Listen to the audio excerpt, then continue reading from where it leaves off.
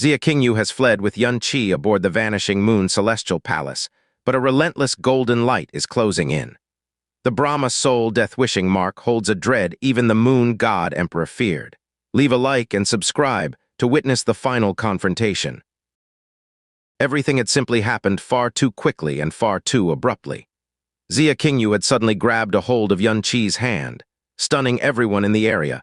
But before they even had time to react, the two people had already fled far away using the Vanishing Moon Celestial Palace. The Vanishing Moon Celestial Palace did not besmirch its name as the fastest profound warship in the universe. In just a single instant, it had already crossed over to the horizon that was extremely far away, and even its shadow had vanished completely. It was the Moon God Emperor and the Moon God Empress wedding ceremony, but the Moon God Empress had used the Vanishing Moon Celestial Palace to run away with Yun-Chi. This result was something that everyone thought was impossible, a result that they had not even bothered to imagine, yet it had happened right before everyone's eyes.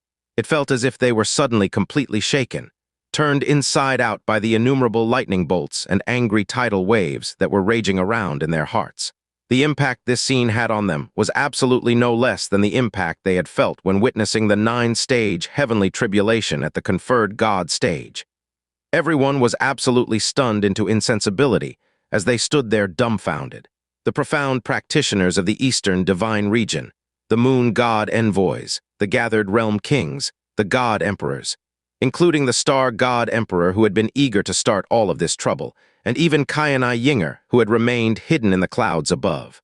Each and every one of them had been completely and utterly shocked and stupefied by this turn of events. The Moon God Emperor simply stood there with a blank stare on his face. But gradually, the features on his face started to twist, and his body started to quake. His originally tranquil and dignified face started going a dreadful ghastly pale, and his features were swiftly contorting into a face that resembled a sinister demon's visage. He extended an arm that shuddered so violently that it seemed like it was going to fall apart, and pointed in the direction that Xianxia had left, before he roared in what was perhaps the most hoarse voice he had ever let out in his life. "Go and capture them. Go and capture them." After he let out that hoarse scream, the Moon God Emperor's vision went black and his entire body swayed. He had actually nearly fallen to the ground.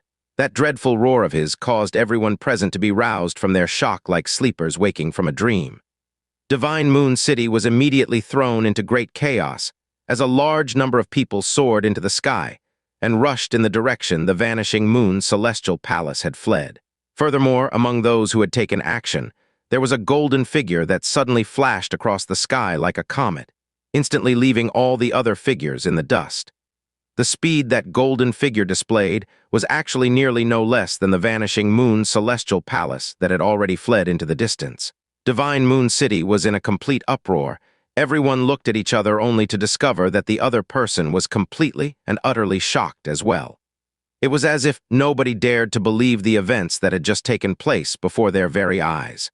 "How could this sort of thing happen?" Mu Huanji asked in a trembling voice. "Oh no," Mu Bingyun sighed quietly. "Heh heh heh," the Star God Emperor put away his shock and amazement while giving a bland laugh.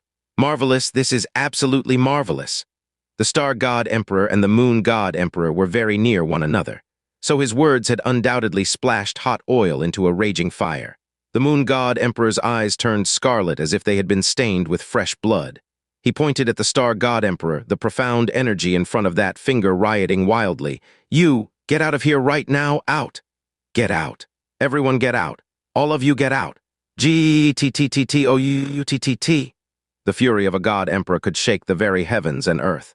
Under the power of his extremely hoarse and furious howl, all of the jade bottles and jade cups shattered as space itself began to faintly tremble.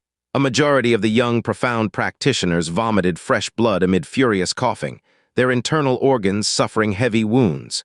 There were also some profound practitioners who saw black, then and there, as they fainted dead away. Who would still dare to linger near the berserk fury of a God Emperor?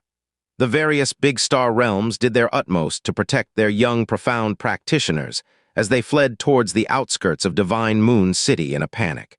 In an instant, Divine Moon City, which was being graced by the light of a bright moon, was thrown into complete and utter chaos. "Go, quickly! Mu Huanji swiftly rallied all the Snow Song Realm disciples and fled towards the outskirts with the greatest speed possible. If the Moon God Emperor decided to vent his anger on the Snow Song Realm, they would not make it in time if they tarried any further.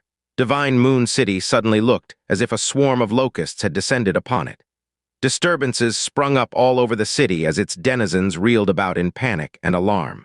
Not a single one of the moon guards assigned to the various districts rushed out to maintain order, as even they were at a complete loss at what to do. This grand wedding celebration was originally an event of great joy for the Moon God realm.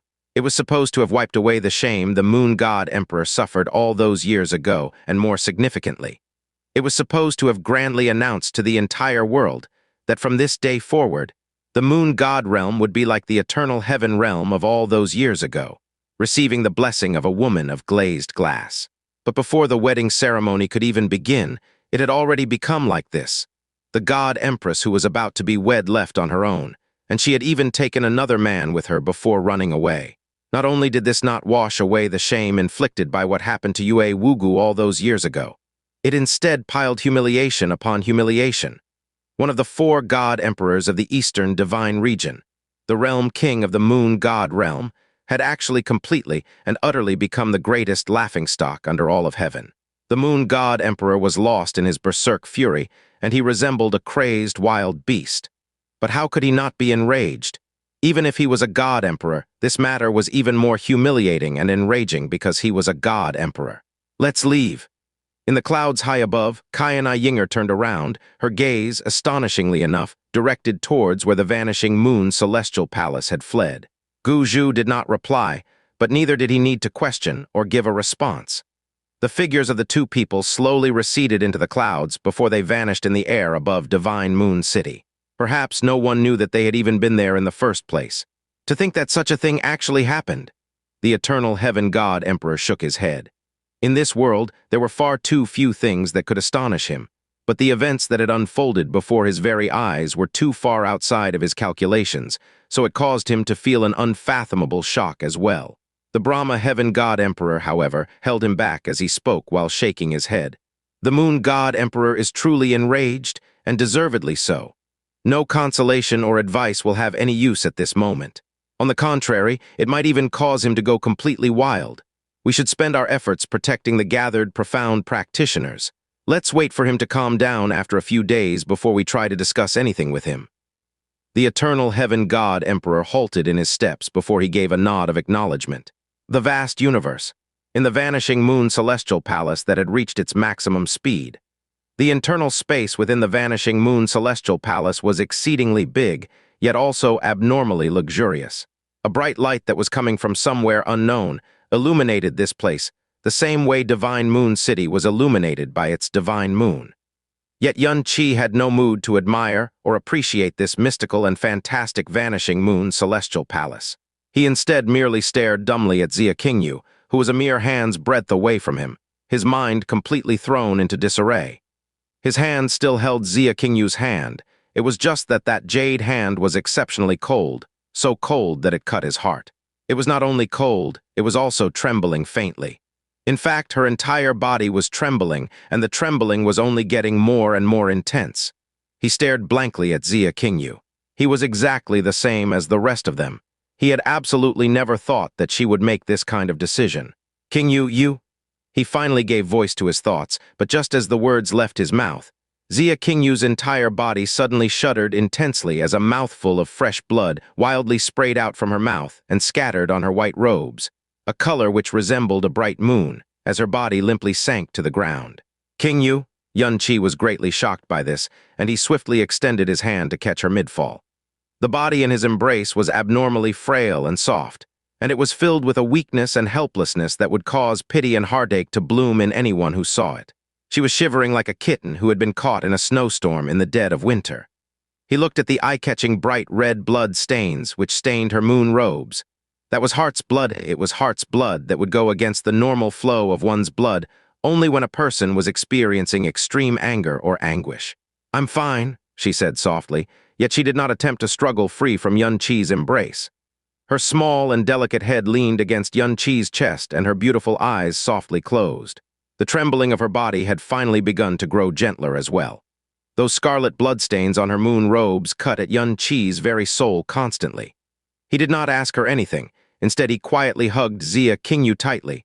Besides that one time in the Heaven Basin's secret realm, this was the first time they had held each other so closely. Who would dare approach the berserk rage of a god emperor?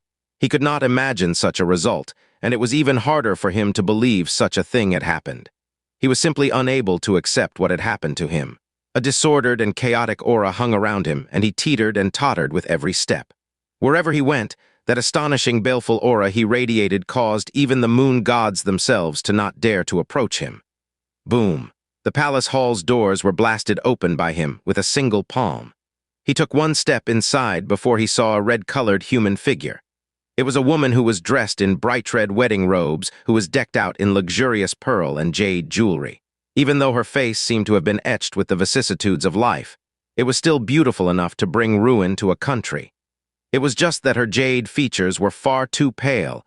They were so pale that they resembled white wax that was about to be burned up. Upon seeing her, the moon god emperor felt as if both of his eyes had been stabbed by needles, and his wild rage was now laced with several degrees of panic. "You! Why are you here?" As he spoke, he swiftly waved a palm, and an isolation barrier instantly sealed the area above the collapsed doors of the palace hall, sealing in all the sound and light. "I saw everything, cough, cough, cough," the woman said softly, but just as she spoke, it brought on a painful bout of coughing, causing her face to go even paler. The moon god emperor swiftly stepped forward before bringing the woman into his embrace. A white light congealed in his hand as he pressed it against her chest. Gradually, the color of her face became slightly better. She quietly leaned against the moon god emperor, her palm also pressed against the pit of his chest as she softly caressed him. Feeling the warmth against his chest, the moon god emperor's feelings actually calmed down little by little in this whole wide universe. Only she could calm him down so quickly when he was in the midst of such an explosive rage. "Qingyu, why did she do this?" The moon god emperor shook his head, pain still etched on his face. "Why exactly did she? Could it be that she doesn't understand what will result from her actions?" This decision of hers had not only caused him to become the greatest laughingstock in the entire eastern divine region. It had also caused his hopes and that final wish of him and her to go to complete waste. Because she did not wish for her husband to repeat the disaster that occurred to you all those years ago, the red-robed woman said in a soft and gentle voice. Even if she still has feelings for that kid, she clearly could have used a sound transmission to explain everything. The moon god emperor roared in a low voice. Just a few short words would have explained things to him. Why did it have to be like this? The red-robed woman softly shook her head. He might know, but will the rest of the world know as well? The moon god emperor was struck dumb by those words. Who would have thought that she would actually be like me all those years ago, that she would have to face such a painful choice? Her voice was incomparably soft and gentle, but the look in her eyes grew more and more distressed as she spoke. Could it be that this is also a kind of twist of fate, a cycle of destiny? She isn't to blame. But even if you were to blame her or even hate her, that would not be wrong either. And that child called Xianxia, one can find no fault in him either. The only thing that can be blamed is destiny. She said this before laughing softly. "Wuya, all these years, we had always thought that there was something missing in her emotional makeup, and that has always worried us. But it turns out that her heart was actually occupied by someone that she would be willing to go to such lengths for. Shouldn't we be happy for her instead?" The moon god emperor. "Foster father, can Qingyu make one request? Could foster father please bestow the vanishing moon celestial palace upon Qingyu?" "Foster father, Qingyu has something to say. I beg that you remember this always. In the future, no matter what happens, Qingyu will never ever let down the moon god realm. Qingyu only wants foster father to forever remember those words. No matter what happens in the future, I beg that foster father remembers these words." Following the gradual recovery of his sense of reason, those words of Xia Qingyu that he had found strange at the time reverberated in his mind. His heart fiercely leapt in his chest, and after that he felt a fierce pain stab his heart. So that was what it was about. Heh, heh, heh, heh, heh, heh. The moon god emperor's hand grasped his own forehead as his 5 fingers tightened bit by bit, and a bitter laugh escaped his lips. All of this, ultimately and fundamentally, is entirely my fault, if not for the sake of my own face and dignity. Why would I let Qingyu suffer all of this? Heh. This so-called moon god emperor that I am, from beginning to the end, I am only a coward, a coward. She will return. The red-robed woman said, "Once you have calmed down, she will return." The moon god emperor gave a faint nod of his head, and his hand was already holding a jade stone which pulsed with a faint white light. "Wuji, there's no need to continue your chase. Return immediately." Vanishing Moon Celestial Palace. The first day I arrived in the god realm, I met the moon god emperor. Qingyu seemed to have regained some of her composure, and her eyes had regained that deep and tranquil calmness. She recounted her experiences to Xianxia in a calm voice. At that time, I did not know what kind of world this was. Furthermore, my own strength was incomparably tiny in this new world that I found myself in. So it was as if I had suddenly been thrown into a boundless cage where I could get taken advantage of and trampled on at every turn. Xianxia could well imagine the situation that the past Xia Qingyu had found herself in. At that time, her profound strength was only in the initial stages of the Tyrant Profound realm. In the Profound Sky continent, that sort of strength made her an absolute powerhouse, but in the God realm, it was pathetically weak. Furthermore, given Xia Qingyu's fairy-like beauty, it was bound to cause a nightmarish calamity to fall on her head. The her at that time, who was all alone, had undoubtedly faced despair everywhere she turned. When I had finally fallen into despair and was about to take my own life, it was the Moon God Emperor who saved me. He brought me to the Moon God realm, the most divine and sacred place in the entire God realm. He looked after me in every possible way, and at that time I thought that he definitely had designs on me. This was how I felt until I met my mother. "Your mother," Xianxia's eyes widened. "The mother that you had always been looking for is someone who belongs to the Moon God realm. I resemble my mother a lot, and her aura also lingers on my body. From the very first moment he saw me, he guessed that I was my mother's daughter. So he saved me, and he also let me finally meet my mother once again." "So, you were going to marry him in order to pay back the debt of gratitude you owed him?" Xianxia asked. Xia Qingyu softly turned her body around, and the depths of her tranquil eyes flashed with a heartbreaking light. "You think far too little of me." Facing this girl who had abandoned the Moon God Emperor for him, whose heart's blood had flowed in reverse because of him, Xianxia felt his heart get fiercely squeezed. He said anxiously, I didn't mean that, I was just—" "He is my foster father," Xia Qingyu said softly. Xianxia was struck completely dumb by that pronouncement. "Your foster father." Foster father, father. The Moon God Emperor was Xia Qingyu's foster father. "This, then why did? Don't tell me that." Xianxia naturally thought of something as he said. "This entire wedding ceremony was just a formality to show everyone else in the world. To use your heart of glazed glass to help him, that is your foster father, to wash away the shame he suffered all those years ago." "No," Xia Qingyu shook her head instead.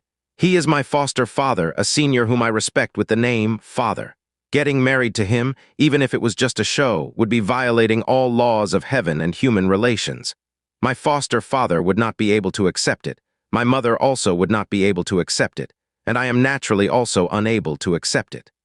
This wedding celebration was originally just a huge lie. Moreover, this huge lie was not only for the rest of the universe to see, it was even more so for the Moon God realm to see."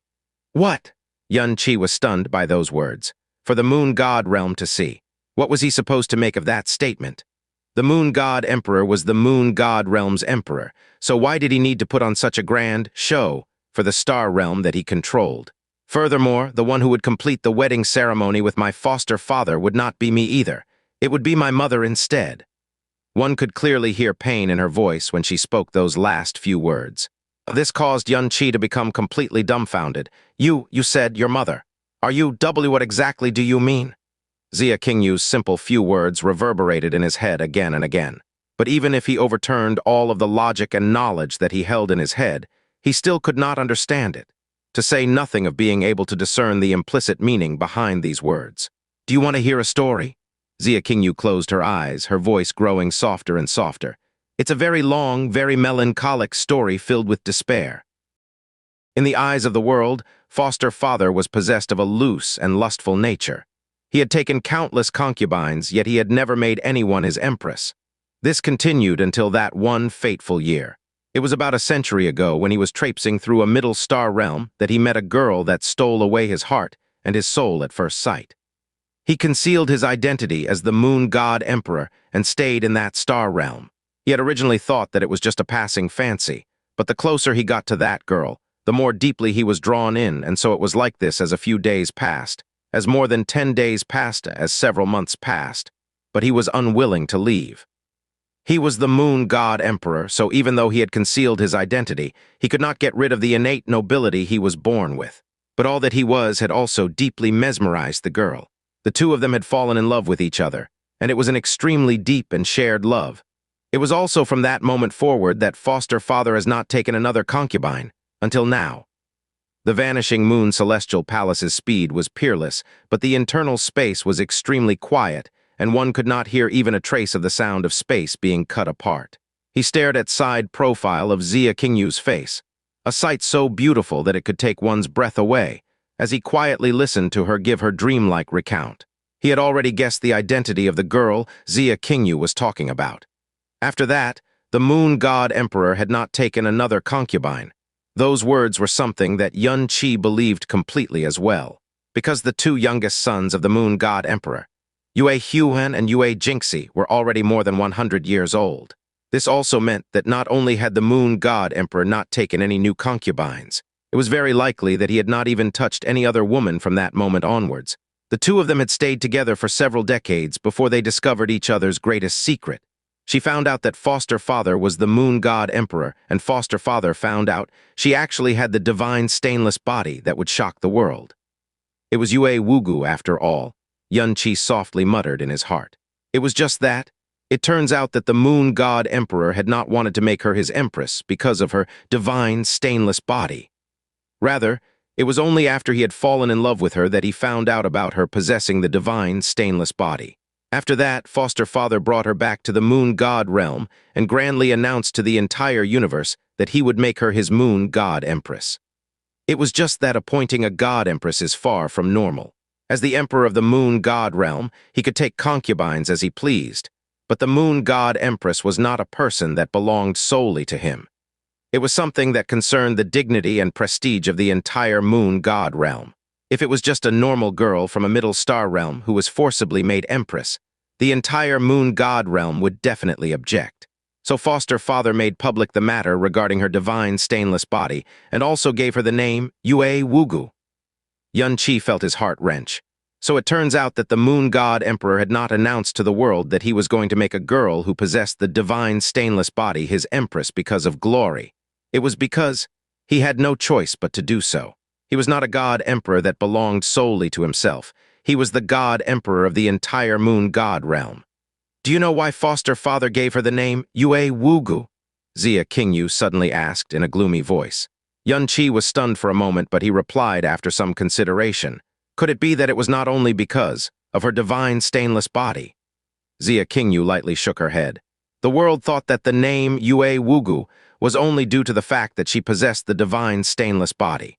But they did not know that the word Wugu was foster father telling her that his feelings for her were stainless and pure, and that there was nothing staining or polluting them. He wanted to make her his empress purely because of who she was, and not because of her divine stainless body. Yun Qi. Foster father's name is Yue Wuya, so when the both of them combined their names, it turns into the words stainless and boundless. It meant that their feelings for each other were not contaminated by anything else, and that there would never be a limit to their love.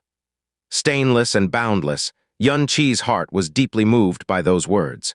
To think that the moon god emperor and Yue Wugu actually shared such a deep love in the past, and their union actually had nothing to do with the labels god emperor and divine stainless body. But in the eyes of the world, the only reason for the moon god emperor to make a girl who had been born in a middle star realm his empress was precisely because of that divine stainless body. But this was something understandable as well. After all, the people of this world would only be willing to operate on their own perception and understanding of things. It was just that if this was the case, then the tragedy that happened later would definitely have caused far greater harm to the moon god emperor than anyone else could imagine. As for what happened next, perhaps you've already heard of it. Xia Qinyu's chest lightly rose and fell. All those years ago, it could be said that the scandal of the moon god realm had engulfed the entire god realm. Moreover, while the rest of them were gleefully discussing this scandal, fully indulging their sense of schadenfreude as they sneered and mocked the moon god realm behind its back, they were mocking the pain and despair of her friends, family, and the person she held most dear to her heart. Yun Qi nodded his head. But even though he had listened to this point, he still did not understand just why Xianxia wanted to recount such a tale. Furthermore, why did she know it in such great detail? Foster father constructed the god Empress Palace for Yue Wugu. He also invited everyone under heaven to the ceremony, all in order to give her the most lavish and grand ceremony to crown her empress. It was just 10 days away from their wedding ceremony that Yue Wugu returned to the star realm. She was born in so that she could personally bring her parents to the moon god realm. But while they were on their way there, they were despicably ambushed by someone. At that time, in order to protect Yu Wugu thoroughly, Foster father had not only dispatched a large amount of moon guards, he had even sent 2 strong divine moon envoys to accompany her. But those ambushers were far too dreadful. All of the moon guards, and even the envoys, lost their lives in that attack. The divine moon envoys were existences that were only inferior to the moon gods themselves. In order to be named a divine moon envoy, one must become a divine master first. Within the vast moon god realm, there were currently only 36 divine moon envoys. Defeating and killing were 2 completely different notions altogether. To be able to kill 2 divine moon envoys in that attack, one had to be at least a powerhouse at the level of a star god, moon god, or guardian, and it was very possible that there was more than one of them among the assailants. Thus, this could only have been done by a king realm. Moreover, the king realm with the most motivation and reason to do such a thing was the star god realm. The clearly irrational and crazed vengeance of the moon god emperor that came after that was also directed at the star god realm. It was for this reason that Jasmine's mother had died. They had originally intended to capture Yue Wugu alive, but Yue Wugu had many of the best protective treasures of the moon god realm on her person, so she escaped their grasp many times, and she had nearly given them the slip a few times. In the end, their intent to capture turned into an intent to kill. But the blow that should have ended her life was blocked by the moon heart plate the moon god emperor had personally fitted over her chest. Furthermore, within the moon heart plate was a void illusion stone. A power that could slay even a divine moon envoy was completely blocked by this moon heart plate, so one could well imagine just how strong a protective device this was. Furthermore, after the moon heart plate had been shattered, there was still a void illusion stone that lay within. It was clear to see that the moon god emperor was really extremely protective of Yue Wugu. As it had blocked that fatal attack for Yue Wugu, the moon heart plate and the void illusion stone within it shattered at the same time, bringing Yue Wugu to another world, a world that was completely foreign and strange to her. The dimensional teleportation of a void illusion stone was completely random, but it would not leave behind any spatial or dimensional traces. Otherwise, if it was a normal dimensional stone or dimensional profound device, it would definitely be easy to trace and follow. So where was Yue Wugu teleported to? Xianxia asked. Nearly nobody knew the answer to this question, and this included the moon god emperor himself. Xianxia softly whispered her response, the profound sky continent. What? Those 4 simple words had shocked Xianxia so greatly that he nearly leapt to his feet. The Yue Wugu who had barely survived her great calamity had actually been teleported to the profound sky continent all those years ago. What kind of a joke was this? Yue Wugu was a divine way profound practitioner. A slap of her hand would destroy several mighty heavenly sword regions and sun-moon divine halls. So why had no one heard of such a personage appearing in the profound sky continent? Furthermore, she was in such a deep mutual love with the moon god emperor at that time that they had coined the term stainless and boundless for themselves.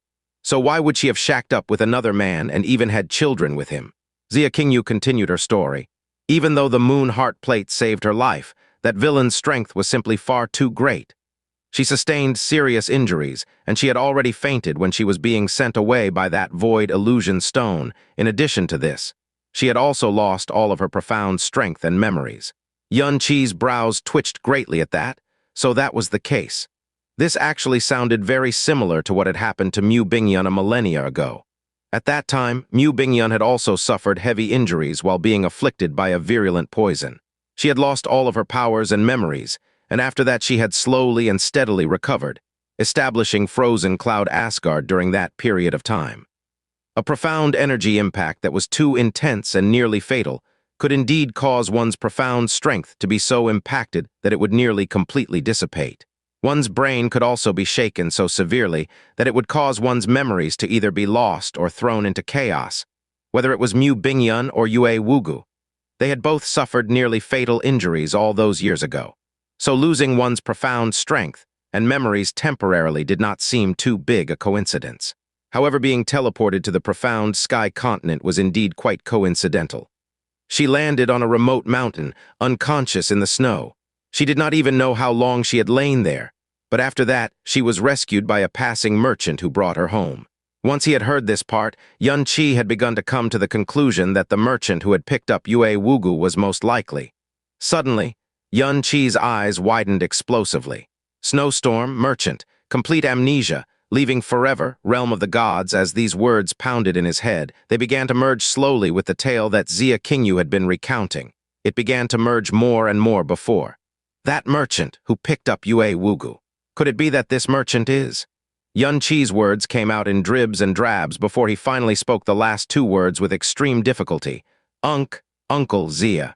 He glanced towards Xia Qingyu's profile only to discover that she had remained silent, but she did not shake her head even after a long time had passed. Xianxia's mouth gaped open instantly. He used both hands to push his jaw up, and it was after nearly using all of his strength that he could finally force his mouth closed. After that, he said in a voice that somewhat trembled, "You and Xia Yuanba, your mother is Yue Wugu?" "Yes." Xia Qingyu finally nodded her head. "BZZ." Xianxia felt like someone had smashed the back of his head with a stick as his mind started buzzing and ringing. Xia Hongyi's wife, his mother-in-law, and Xia Qingyu and Xia Yuanba's birth mother was actually the woman who had previously shaken the entire eastern divine region, and had nearly become the moon god empress, Yue Wugu. Holy SH. When he was still in the profound sky continent, Xianxia had found out that Xia Qingyu and Xia Yuanba's mother was someone who had come from the god realm, and she had left them forever after she recovered both her memories and her strength. But Xia Hongyi, a simple merchant from floating Cloud City. Yue Wugu, the stainless divine maiden whom the moon god emperor dearly loved. Even if Xianxia grew 1,000 more brains, it would still be absolutely impossible for him to link the two aforementioned people together. Yet somehow, the two of them got married in floating Cloud City and even had 2 children together. It was no wonder that even though Xia Hongyi was a merchant from birth who was not competent in the profound way, Xia Qingyu and Xia Yuanba had innate talent that was so high that it was shocking. One possessed the world-shocking heart of glazed glass and 9 profound exquisite body, while the other possessed the tyrannical emperor's divine veins. As it turns out, this was actually because they were the progeny spawned from the divine stainless body. 2 years after my father brought my mother back, they got married in floating Cloud City. Even though my father never knew my mother's true history, he had never felt any complications or reservations towards her because of this. In the 3rd year they were together, they had me. In the 4th year they had Yuanba. In the 7th year, my mother suddenly recovered both her profound strength and her memories over the course of one night. After that, she left, leaving behind my father, leaving behind Yuanba and I as well. She had left with a heartless determination, completely severing the destined bond of marriage between herself and my father. She also did not take anything with her. She instead wanted my father, wanted us to forget about her forever, and to never ever go looking for her. Even when she said these words now, Xianxia could still sense Xia Qingyu's deep sorrow. He gave a soft sigh before speaking. "Qingyu, she was not being callous or heartless when she did those things. It was because she had no choice but to leave. Otherwise, the moment her aura was discovered, it would only bring down a huge calamity on all of your heads." The woman who was his one true love, the woman whom he had grandly announced to the entire universe, was going to be his future god empress, had become someone else's wife, and had even given birth to 2 children with that man due to her amnesia. There was no man who could maintain his composure when faced with such a result. The more he loved Yue Wugu, the more crazed he would become, to say nothing of the fact that he was the moon god emperor as well. Being found by him would almost certainly result in him killing Xia Hongyi, and even Xia Qingyu and Xia Yuanba as well. Thus she had no choice but to leave, and she would never be able to return either. "I know," Xia Qingyu said in a melancholic voice, "but other than that, there were also her feelings towards my foster father and her guilt." Xianxia, "My mother told me that the 7 years that she spent together with my father was a period that she felt very safe and happy. My father loved her, and she truly did love my father as well. Those years, she had never once thought of getting those lost memories back. In fact, she was even afraid that her reawakened memories would shatter her current peace and happiness.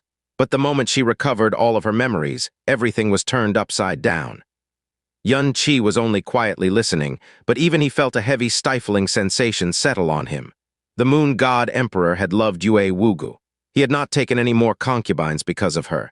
He had built the god empress palace for her. He had given her the name Yue Wugu, had planned to make her his moon god empress, had grandly announced her to the entire universe, had completely fractured any and all relationships he had with the star god realm over her. Xianxia had also deeply loved Yue Wugu. The 7 years that Yue Wugu had lost her strength, and memories were 7 years where she was at her weakest and most powerless. During that period of time, it was Xianxia who was by her side through it all, and she had even married Xianxia and had 2 children with him. Yue Wugu was undoubtedly a fortunate soul to have met 2 men who loved her with all of their souls in her life. But the moment the fog over her memories had been lifted, this all turned into heartrending cruelty. She had to make a choice. Choosing Xianxia would cause her to wrong Yue Wuya now and forever, and it would also bring down an enormous calamity on the heads of Xianxia and her 2 children. Choosing to leave Xianxia would mean that she would never be able to see her husband and children ever again. It was indeed a most cruel decision. Furthermore, she knew she no longer had the qualifications to choose Yue Wuya ever again. The only things she was left with in regards to him were her guilt and her shame. After she had chosen to leave us all those years ago, my mother actually did not return to the god realm. Rather, she was looking for a quiet and secluded place, a place to die, because she felt that her own existence would only bring calamity to my family, and in regards to foster father, she felt too ashamed to ever meet him again. Xianxia, she had clearly done nothing wrong, yet she had somehow become the biggest sinner. Xianxia let out a deep sigh of sadness in his heart. But in the end, she gave up on ending her own life and returned to the moon god realm, because she wanted to see my foster father one last time, or perhaps she felt that it was best if she could die by my foster father's own hands. But even if she did not kill herself and foster father did not kill her, in actuality, she did not have much time left. Xianxia was mildly shocked at those words. "You're saying that your mother, she's—" Xianxia softly closed her eyes in order to not let Xianxia see the deep pain in them. Ever since she was severely wounded all those years ago and lost all her profound strength, her vitality was actually being whittled away every year. Those 7 years during which she gave birth to Yuanba, and I also caused to lose nearly all of the stainless divine aura she had left in her body. In fact, when she had finally regained her profound strength and memories all of a sudden, it was actually akin to the final brilliant flourish of a dying sun. Xianxia was struck completely dumb by those words. He could find no words to say in response to that. Xianxia's mother had always had a weak constitution, and this was something that the entire floating cloud city probably knew about. All those years ago, Xianxia had mentioned this, and he had also mentioned that her body was extremely weak, and when her condition was serious, even walking would be difficult for her. She had even had a difficult birth when she was giving birth to Xianxia. And when Xianxia was born, her entire body was icy cold, and her aura was extremely weak. If not for Xiao Ying using all his strength to save her, perhaps she would have lost her life during that birth. Moreover, it was also for this reason that Xianxia had been betrothed to Xiao Qi from the moment she was born. Coupled with that last event, the reason that Xianxia gave to the public regarding the departure of Yue Wugu was that she had passed away from a weak constitution and a serious illness. This was something that nobody ever had any cause to doubt. My mother had originally quietly returned to the moon god realm, but for some odd reason, she ended up being discovered by other people. This added fuel to the fire and caused my foster father's reputation to suffer great damage. My mother had originally thought that foster father would hate and resent her, or perhaps kill her himself. But she softly drew in a breath before continuing. He told my mother, stainless and boundless was a vow he had made that would last a lifetime, and it was not because she had possessed the stainless divine body, nor was it because she had become impure. To him, for her to be able to return again was the greatest blessing that the heavens had bestowed upon him. Xianxia, those weren't just hollow and empty words. Xianxia continued in a soft voice. After my mother returned to the moon god realm, everyone, including the people of the moon god realm itself, had expected her to be locked away in some lightless place, suffering under foster father's wrath. Or maybe she would even be tortured to death. But in truth, over the past few years, she had her own little world and many maidservants who were there specifically to take care of her and meet her every need. Furthermore, foster father went to meet her and accompany her almost every day, and every so often, he would use his own power to extend her life. He also did not hesitate to use the best medicinal pellets in the moon god realm on my mother's body. If not for all of this, my mother would have departed this world long ago, and I also would definitely not have been able to see her again. Xianxia was deeply shaken by those words. It was also at this moment that his impression of the moon god emperor completely changed. The Yue Wugu affair that had happened all those years ago had caused the moon god emperor to suffer such great humiliation that even Xianxia, who had not been in the eastern divine region for very long, had known about it. In fact, this scandal could even have been termed as the greatest scandal in the history of the moon god realm. No matter how enduring a man was, no one could easily bear such a humiliation, much less the emperor of a king realm. For him to vent all of his anger and resentment on Yue Wugu was something that was actually completely reasonable and natural in the eyes of the world, even if these people clearly knew that it was not Yue Wugu's fault. Yet the moon god emperor had treated the returned Yue Wugu just as he had in the beginning. Xianxia searched his own heart, and he asked himself if he could do as the moon god emperor did if he was in his shoes.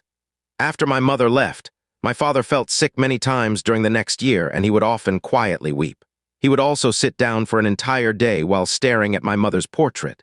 So, I swore when I was a young girl that I would track down my mother one day so as to prevent my father's tears from flooding his face, and so that my family could finally be reunited again. And the reason I poured my heart into the profound way was so that I could achieve this very goal. Finally, I found my mother in the moon god realm, but I also had no choice but to face foster father as well. I once blamed, detested, resented, and even hated him. It was all because of him that my father and mother had no choice but to part. It was because of him that my family would never be reunited again. But after that, I slowly heard everything from my mother, and I personally witnessed the unstinting care he showed my mother, so I couldn't continue hating him any longer. It was to the point that acknowledging him as foster father was something that I did wholeheartedly. The moon god emperor had saved her life, saved Yue Wugu's life, and had used his own dignity to allow Yue Wugu to truly live a stainless life. So how could she hate him, and what could she even hate in the first place? The moon god emperor, I mean your foster father, does he know about the profound sky continent and Uncle Xia?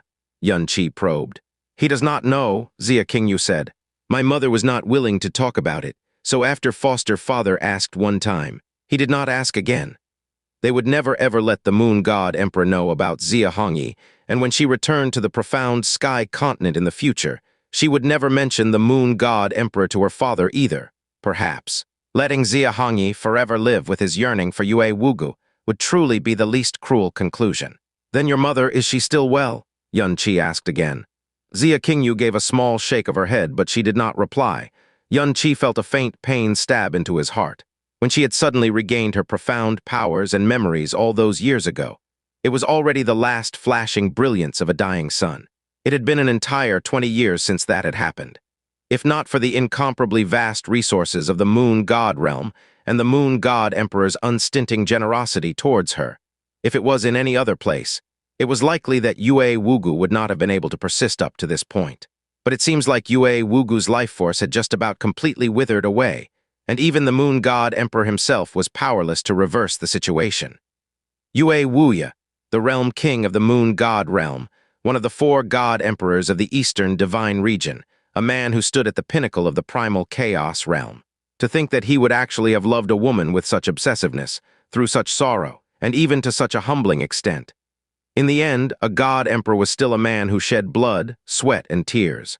Then this wedding celebration, could it be that it was to fulfill the final long-cherished wish of your mother? The one who would have completed the wedding ceremony in the end would not have been me, it would have been my mother. Xianxia now finally comprehended the words that Xia Qingyu had said. She had given Xia Hongyi 7 years and a son and a daughter, but she wanted to give the last bit of her life to Yue Wuya. So he did not expect Xia Qingyu to shake her head instead. Do you know why foster father would intentionally allow me to show my face right before the wedding ceremony? Xia Qingyu asked. Those words left Yun-Chi slightly flummoxed. No matter whether it was the God realm or the lower realm, no matter what kind of wedding ceremony it was, the bride would always cover her face, whether it was using a great red veil or a curtain of jade pearls. Furthermore, it was only when they finally entered their bridal chambers that the bridegroom would take this covering off. At least, for the 3 wedding ceremonies he had been a part of, besides the time when the little demon empress had married him into her household, the other 2 times were like that. Keijai, but Xia Qingyu had shown her face to the crowd before the wedding ceremony had even begun. At that time, the Moon God Emperor had been agitated by the Star God Emperor's words, so he had gotten Xia Qingyu to come out and show herself to all who were present. Now that he thought about it, it seemed as if it was done so deliberately. It was deliberate? Yun-Chi asked. Yes, it was in order to allow everyone present to remember my aura, especially my aura of glazed glass. Furthermore, that should have been the one and only time I showed my face. After the wedding ceremony began, I would have used the moon-star substitution art to temporarily project my aura to my mother's body and allow it to cover her. After that, my mother and my foster father would complete the wedding ceremony. When the Moon God Emperor had personally gone to the Vanishing Moon Celestial Palace to remind Xia Qingyu to complete her preparations, it was to tell her to prepare to use moon-star substitution. Yun-Chi's heart was beyond moved by these words.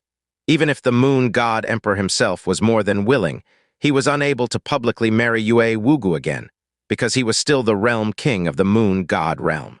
He could only helplessly use this underhanded trick to finally fulfill Yue Wugu's last wish. And perhaps this was also his greatest wish as well. At the same time, because Xia Qingyu had the heart of glazed glass, she could cleanse away the humiliation the Moon God Emperor had felt all those years ago, and he could also grandly announce to the universe that the Moon God realm would receive the protection of the very heavens themselves from this day forth. The humiliation the Moon God Emperor had suffered all those years ago was due to Yue Wugu, and as Yue Wugu's daughter, Xia Qingyu was undoubtedly entirely willing to help out. But if this was the case, then why did she shake her head just now? And why did she say just now that this wedding ceremony was not just for the rest of the world to see, but it was even more intended for the Moon God realm itself? At the same time, I could also cleanse away the humiliation foster father had suffered all those years ago because of my heart of glazed glass, while allowing my mother to find release from the greatest burden in her heart. Xia Qingyu's soft words mirrored Yun-Chi's thoughts, but what she said next caused him to become extremely shocked. But all of this was not what the wedding ceremony was entirely about. The other important goal was to allow me to rightfully and properly, succeed the Moon God Emperor. To allow you to succeed, the Moon God Emperor. Yun-Chi was once again left baffled by Xia Qingyu's words. Why? The Moon God Emperor had his own sons and daughters, had the 11 other moon gods. So why would he actually want Xia Qingyu, who had only arrived in the Moon God realm a few years ago, to succeed his position as Moon God Emperor? Furthermore, without even bringing up the fact that she was only his foster daughter, her profound energy aura showed that she was only at the initial stage of the divine spirit realm, and she was not even stronger than Yun-Chi. So compared to the 2 words God Emperor, whose aura alone could suppress heaven and earth, it was something that could not be put together at all. Could it be because she had the heart of glazed glass? Just what kind of existence was the Moon God realm? It was one of the 4 king realms of the Eastern Divine Region, a realm with a history and legacy of nearly 1 million years. Xia Qingyu had no blood ties or deep relationships with the Moon God realm. So how could they simply let her become the Moon God Emperor because she possessed the heart of glazed glass? It was simply akin to passing the vast Moon God realm to an outsider. Was it not a completely nonsensical and ridiculous notion? There are many reasons for it, Xia Qingyu said. The first reason is due to my heart of glazed glass. The second is due to my 9 profound, exquisite body. The third might be because I am my mother's daughter. But the most important reason is because foster father simply had no other choice. Yun-Chi became even more flummoxed after he heard those words. I can understand the part about the heart of glazed glass.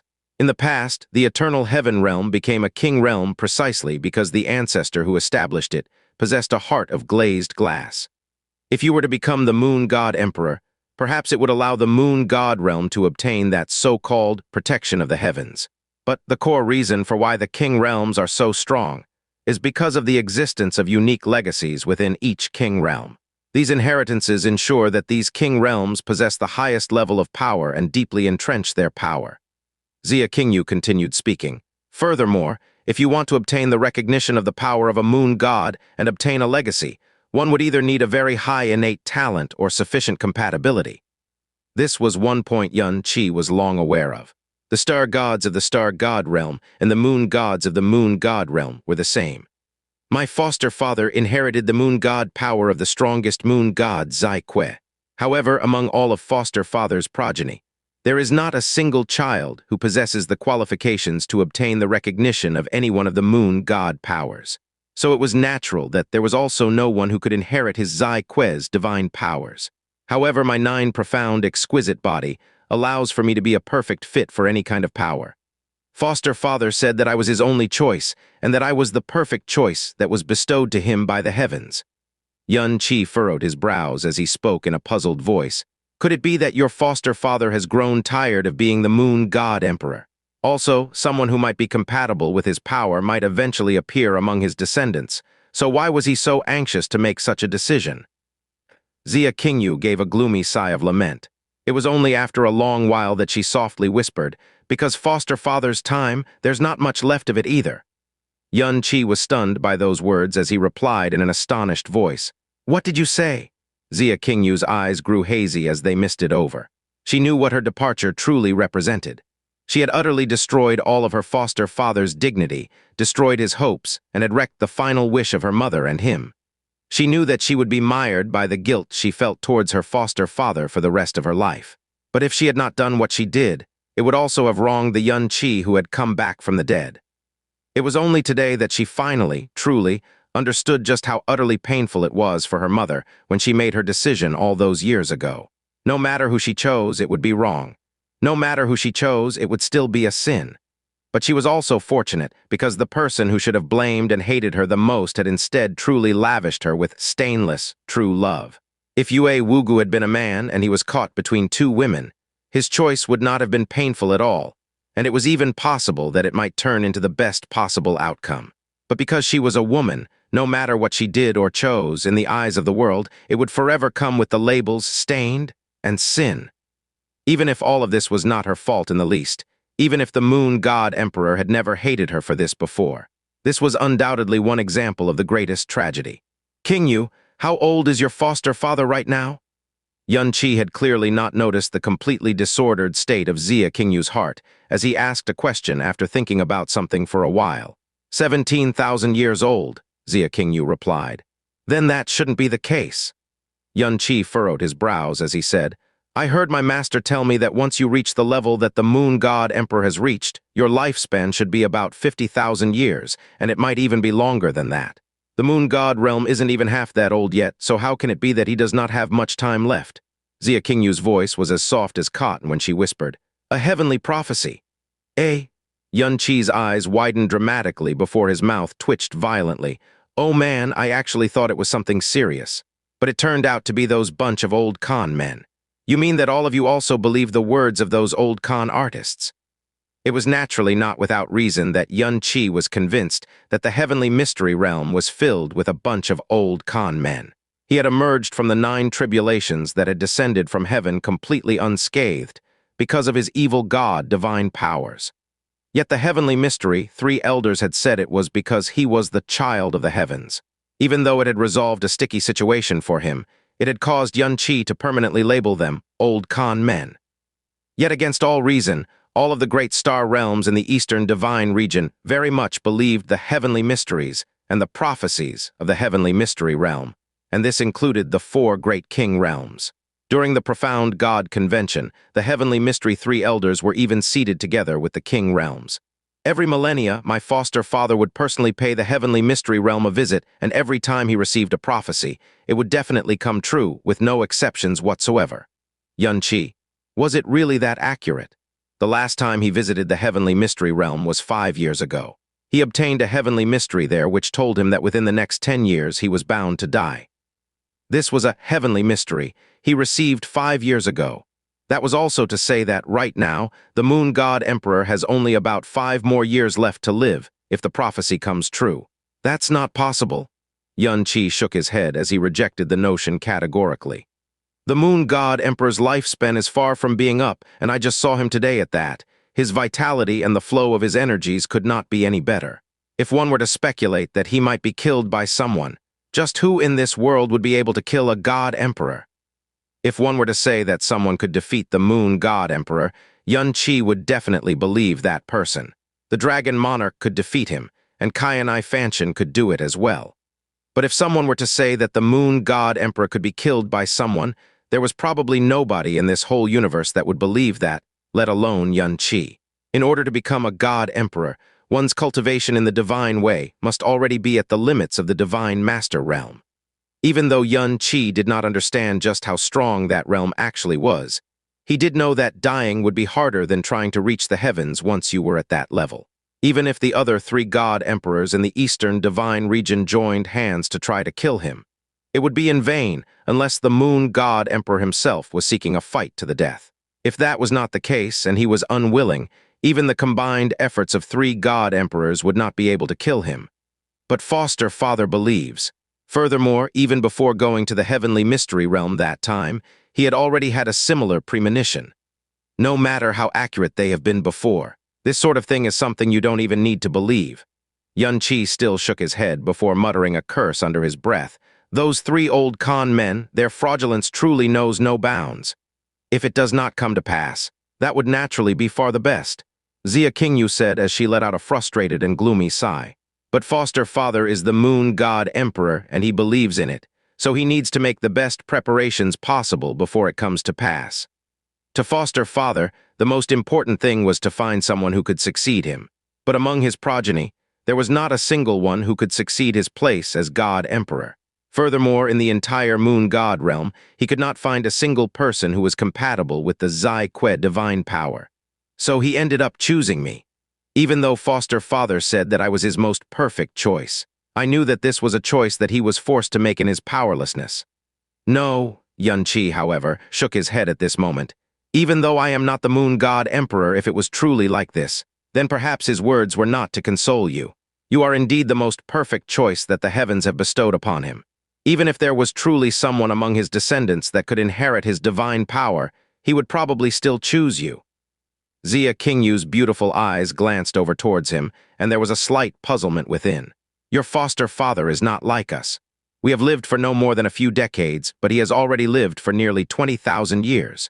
To a person at his level, something like familial relations has long ago grown thin and insipid. To him, the most important thing is undoubtedly the moon god realm which he has pledged his entire life to.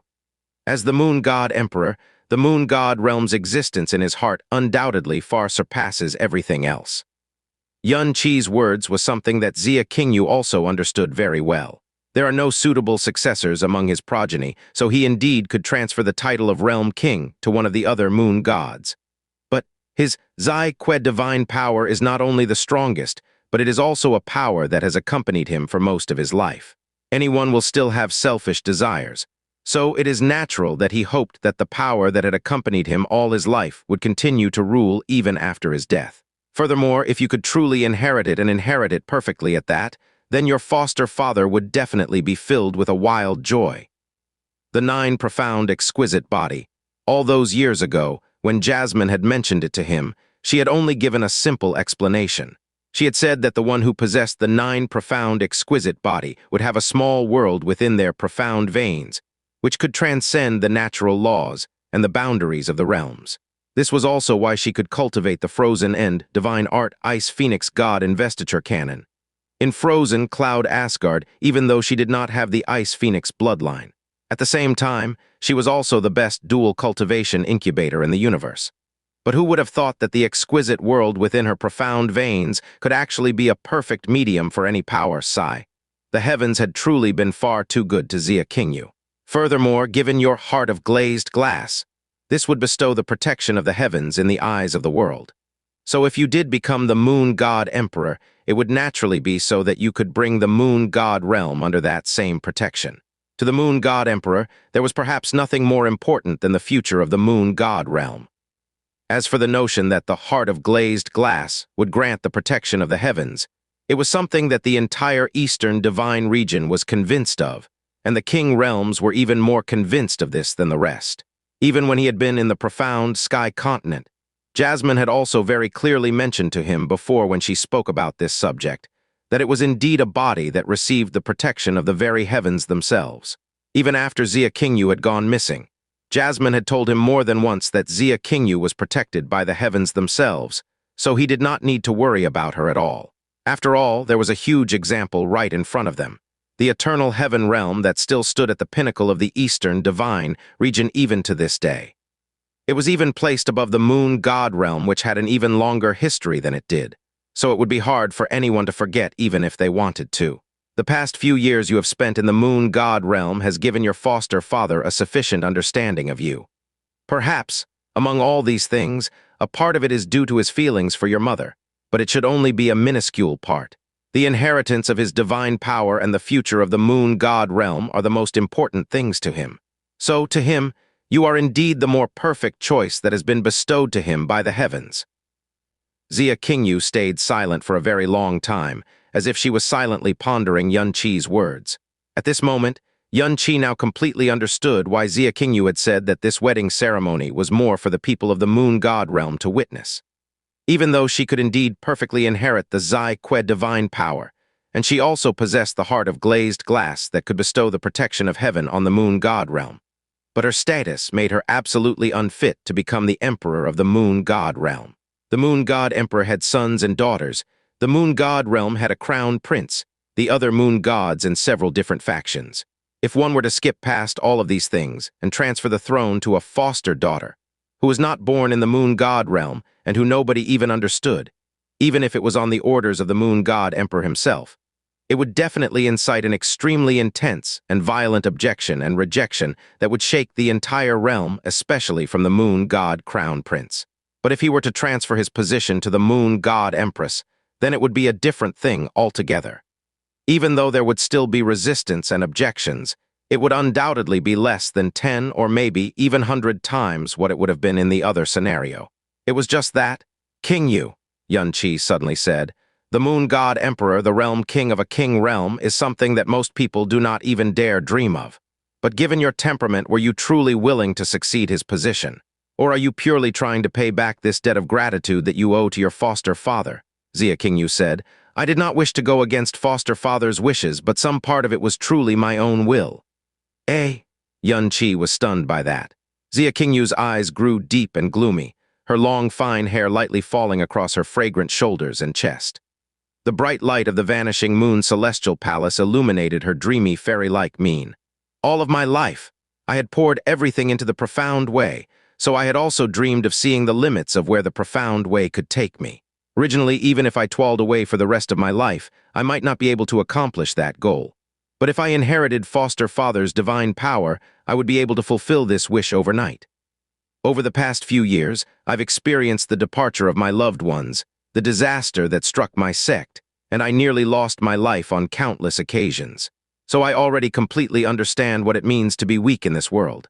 I no longer wish to be stuck witnessing things that I don't wish to happen, unfold before my very eyes because of my powerlessness. She had always chased after an even stronger, profound way, and her mental state these years had been constantly changing as well. But she did not mention that there was a huge event that triggered all of these changes, and that event was Yun Qi's death. Inheriting foster father's divine power and throne would not only fulfill foster father's own hopes that he had entrusted to me, it would also realize a dream that I had always been chasing. So there was no reason for me to refuse. I see. Yun Qi slowly nodded his head, but just as he was about to continue speaking, his entire body shuddered violently. Even though the wedding ceremony being held in the moon god realm today was a huge lie, just as the moon god emperor had announced, it was a most important day for him, and it was also a day that would decide the future of the moon god realm. This was not the least bit exaggerated in hindsight. It would have cleansed away the humiliation suffered by the moon god emperor all those years ago. It would have resolved the burden that Yue Wugu had been carrying in her heart and allow her to peacefully pass on into the next world. It would have fulfilled the final wishes of the moon god emperor and Yue Wugu, while establishing the foundations of the plan that would allow Xia Qingyu to succeed him as the next moon god emperor. This was not merely a simple wedding celebration, and the things involved in the making of these days had far exceeded everyone's imagination. To the moon god emperor, to Yue Wugu, to the moon god realm, and to Xia Qingyu, this had been an exceedingly important event. He had remained completely focused on Xia Qingyu's recount, and he had kept digesting the information while pondering all of these things. But he had actually forgotten that all of these things had now been completely destroyed. Because of his appearance, because of Xia Qingyu's choice, all of it now lay in ruins. Once he thought to that point, Yun Qi felt his heart sink heavily. He said in a soft voice, "Qingyu, I'm sorry if not for me." "It isn't your fault," Qingyu said with a faint shake of her head. "It was my choice. But why didn't you just tell me about all of these things? At that time, you only needed to use a sound transmission to tell me, and perhaps there was something, but Yun Qi did not continue speaking. "Perhaps you would have accepted it," Xia Qingyu asked. "At least I would know that you were not really going to marry the moon god emperor," Yun Qi said as he leaned his head back and shut his eyes, agitation raging around in his heart. "You would know, but would the rest of the world know?" Xia Qingyu said nearly the exact same words her mother did in a melancholic voice. "From then on, the entire world would know me as the god empress of the moon god realm. Even if it was only a hollow title, even if the star god emperor did not reveal to all who were present that you and I were husband and wife, even if this matter would never be revealed, would you truly be able to accept it?" Yun Qi was unable to reply. Xia Qingyu lightly shook her head. "You are an extremely prideful individual. I knew this from the very first day I married you. Today, in front of foster father, you violently beat up 2 of his sons. Wasn't the purpose of that to let me see the anger and resentment in your heart? Qingyu, you don't need to feel guilty, and you have even less need to feel like you owe me anything. If you were not around, then the title of God Empress would merely be an empty one that would allow foster father and I to realize the desires of our hearts. But since you are still around, then I am still your wife." On one side were her foster father and mother. On the other side was the Yun Qi who had appeared out of nowhere. Originally, the plan would have gone off without a hitch, but just like how Yue Wugu suddenly regained her memories all those years ago, the heavens had once again played a joke that was both kind and malicious at the same time. Because the Yun Qi that she thought was lost to her forever had once again appeared in front of her. She had chosen Yun Qi. She had not even thought it over, because at that time her mind had been thrown into complete and utter chaos, and she had basically been unable to consider anything at all. Even now, she still did not know why she had chosen Yun Qi. The entire eastern divine region had gathered there, so it was no longer possible to stop or regret this wedding ceremony. After she had asked the moon god emperor for the vanishing moon celestial palace, she had desired to run away by herself, fleeing the title of god empress. And once the moon god emperor's wrath had waned, she would have come back to explain and atone for her sins. But when the star god emperor had revealed the marriage contract to all who were present, and Yun Qi had admitted to it as well, she was left with no other choice but to bring Yun Qi along with her. Otherwise, the moon god emperor would definitely have killed Yun Qi when he went berserk with rage, no matter who he was. Yun Qi was severely shaken by this. He had just silently asked himself this question. If Xia Qingyu was not truly going to marry anyone, and it was a sham marriage that was true in title and name only, could he actually force himself to accept it? But on the other side, there was her foster father's dignity and most important hopes and the final wishes of her very own mother. Yet she had chosen him. She abandoned the foster father whom she owed a great debt of gratitude, abandoned her own mother, and abandoned the moon god realm as well. So now the heart's blood that stained her moon robes was even more glaring and heart-piercing than before. They were husband and wife, and they had been since they were 16 years of age. But now that he thought about it, just what exactly had he done for her over all these years? He had gotten one lover after the other, and he had even married Kang Yue after that, and married the little demon empress next. And when had he ever asked her, his proper wife, about these kind of things, and when had he ever even spared a single thought for her feelings? He had always thought that Xia Qingyu was focused only on pursuing the profound way, and that she had always been keeping a deliberate distance from him, ignoring the relationship they had as husband and wife. But it was only today that he realized that the person who had truly been ignoring this relationship had been him. He suddenly found it hard to breathe, but Yun Qi strode forward and lightly hugged Xia Qingyu from behind. Xia Qingyu's body gave a slight shudder, but she did not try to struggle free from his embrace. Her body still felt ice-cold as the torment born from abandoning her foster father and her own mother ravaged her heart, leaving her in an abyss of pain. But after feeling the reality of Xianxia by her side, her heart began to slowly calm down. She closed her eyes and spoke as if she was talking inside a dream. These past few years, I have always felt like I was dreaming an illusory dream. That is until I saw you again. Her sect had met with disaster, and in the next instant, she found herself in a completely strange and foreign world. She was all alone by herself, and every person, everything, every brush of air, and every grain of sand was foreign to her. She did not know anyone. There was no one to help her or accompany her. Everything that she had in the profound sky continent seemed to have become mere memories, a place that she would never be able to return to. Those soft and seemingly insignificant words spoke of a boundless loneliness and sorrow. Even though she had been able to find her mother in this place and accompany her, she still only had loneliness as her companion. It was only when Xianxia had appeared that she felt as if she had awoken from the dream. In fact, it was to the extent where she actually felt like she was still alive. King Yu, after this, you'll have me for company. Xianxia quietly hugged her even tighter. As for what happened this time, I will go back together with you and beg for forgiveness from the Moon God Emperor and your mother. No, King Yu shook her head. I already said that it is not your fault. I alone will return to beg for their forgiveness. Since you still recognize me as your husband, then if someone must atone for something, then it's only natural that we atone for our sins as husband and wife, Xianxia said with a faint smile. King Yu still shook her head. Foster father may still forgive me. In fact, he may decide not to take his anger out on you, but it will not be possible for him to ever forgive you. Your appearance, on the contrary, will only incite his rage. King Yu's words stunned Xianxia, and following that, he lapsed into a heavy silence. King Yu was Yue Wugu's daughter, was his foster daughter. So even though she had committed a colossal mistake, it would still be possible for the Moon God Emperor to forgive her. But what was he, Xianxia, to the Moon God Emperor?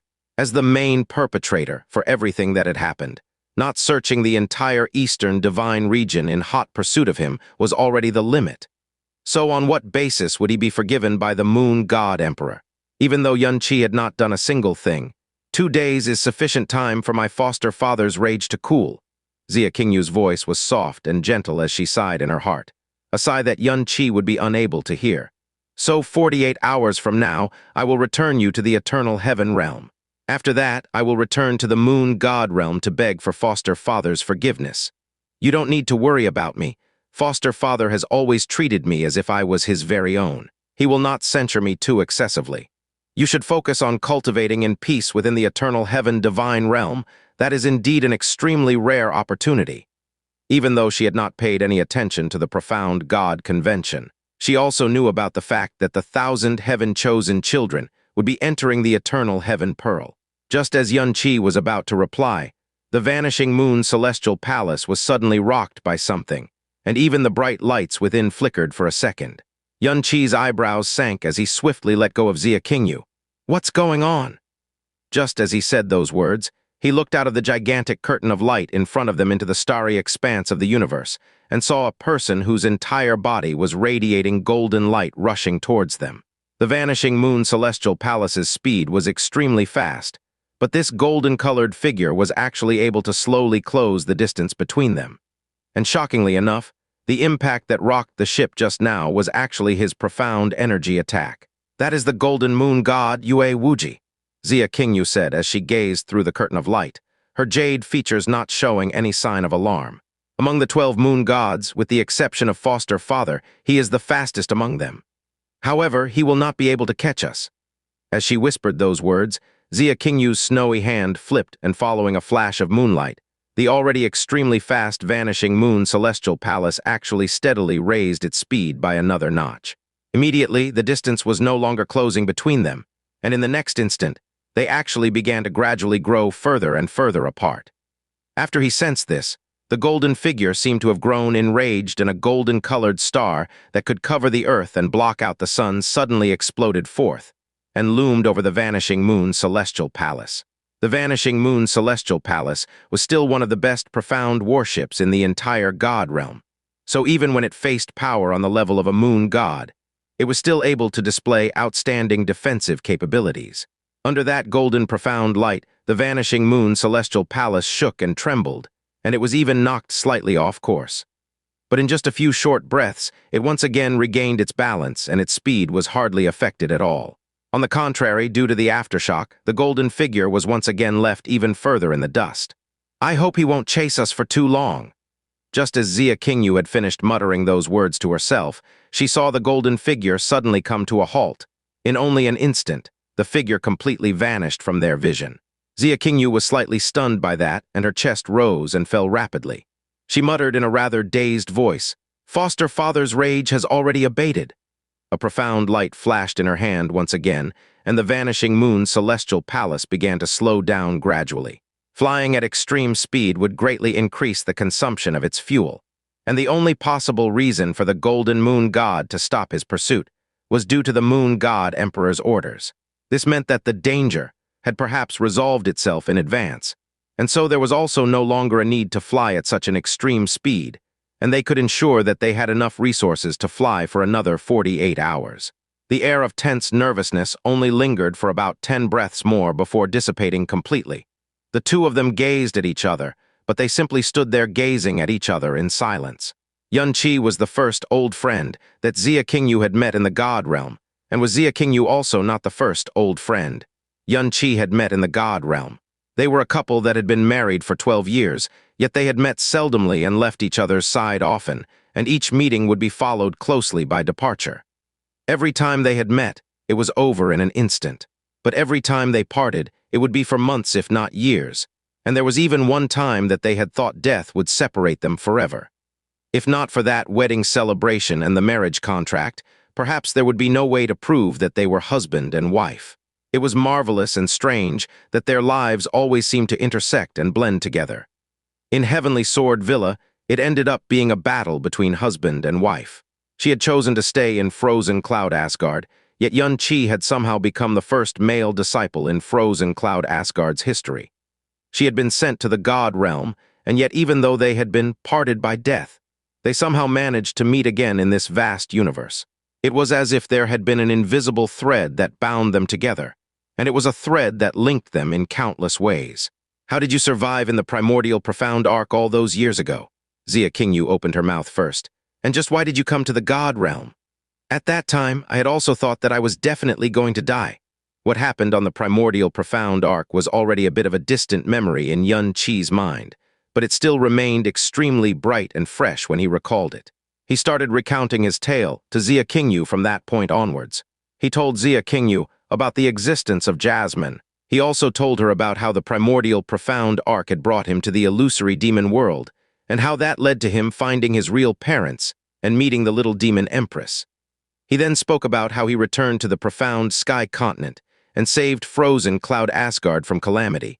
After he spoke about reaching Frozen Cloud Asgard, he spoke about Xianxuanba's growth, the tribulation of Xianyuan Wenshin, and the various changes that had happened in the profound sky continent, until the part where he followed Mu Bingyun to the God realm and was accepted into the divine Ice Phoenix sect.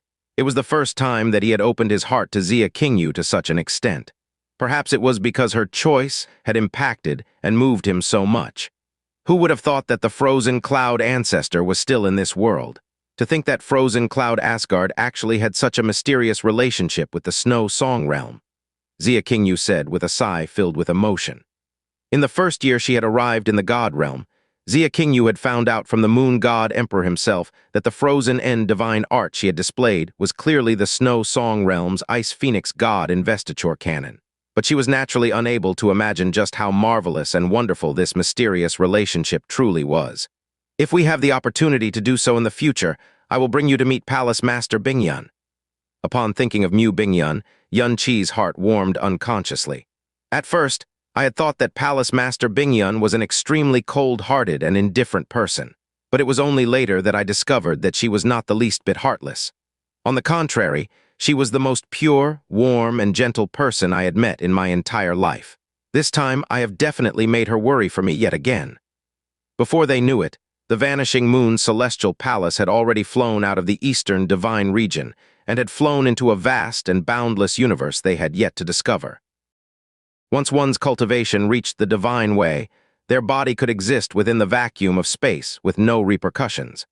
But this was the first time that Xianxia had truly traveled through the starry expanse of the universe. As time quietly flowed by, the two people had lost count of how many stars they had passed by as the vanishing moon's celestial palace continued flying forward. So it turns out that all the strange situations that you kept finding yourself in the past were actually because the heavenly slaughter star god was by your side. Weren't the things that happened to you even more inconceivable? Xianxia said with a small chuckle. This world is so big, yet sometimes it's so very small. When we got married all those years ago, you were still only in the elementary profound realm. Yet in a short 2 decades, you have already become the Eastern Divine Region's conferred God #1. She looked at Xianxia while speaking in a heartfelt voice. Perhaps you truly are, as they say, the child of the heavens.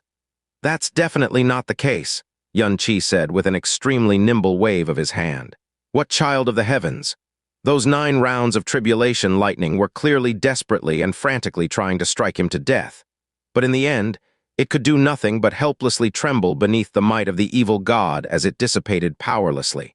But in the eyes of the world, and coupled with the words of those 3 old con men from the heavenly mystery realm, it was as if that 9-stage lightning tribulation had announced the birth of the child of the heavens to the world.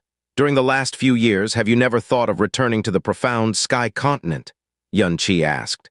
There was not a single moment or time that I did not feel like returning, Xianxia said with a sigh. But I did not dare to. I was afraid that foster father was still angry with my father, and even the profound sky continent itself. Xianxia gave a faint nod of his head as he gave a heavy sigh in his heart. He understood all too well what Xianxia was feeling, because the current him was unable to return home either. They were not those old monsters who had already lived for tens of thousands of years, who had grown more and more indifferent to things like feelings and emotions. Then what about you? Xianxia asked. I was supposed to go back within the next 2 years, but... Xianxia helplessly shook his head. I created far too great a commotion, so it can't be helped anymore. I will be entering the eternal heaven pearl next, and I will have to wait at least 3 years before I can try to find an opportunity to return.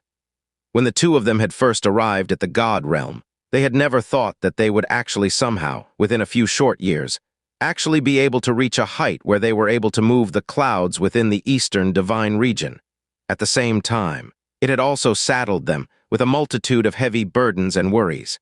If we have such an opportunity, let's go back together, he softly said as he looked at the side of Xianxia's face. Xianxia remained silent for a long time before she finally gave a light nod of her head. All right. Can I still even return? She closed her eyes and was not able to find herself within her own heart and soul. Today's choice had protected Xianxia's dignity, yet it had also caused her to turn her back on the foster father to whom she owed a mountain of gratitude, and her own birth mother. It had also caused her to become the great sinner of the entire moon god realm. I no longer have the right to live for my own sake for the rest of my life. During the time she lapsed into deep silence, Xianxia had always been silently looking at her. They left Divine Moon City more than 20 hours ago, so their hearts and minds had already grown calm quite a while back. But from the start to the end, he could sense the heavy aura of melancholy that shrouded Xianxia's body, and this aura had not even lessened by a single degree. Qingyu, I know that right now, the only thing that is dominating your thoughts is how to atone for your sins after you return. Xianxia's words broke the train of Xianxia's thoughts. He crossed both hands over his chest and said with the resolute manner of a husband, Do not always think of taking it on all by yourself. You're not that self-sacrificing, nor do you need to be that self-sacrificing. Since you still consider me your husband, then don't you think that relying on me is only natural? I already said that this has nothing. Whether it has anything to do with me is for me to decide. Xianxia cut her off before a very relaxed and confident smile played across his lips. Perhaps you're worried that the moon god emperor will kill me with a single slap the moment he sees me. But don't forget that I am still slapped with the label of the child of the heavens.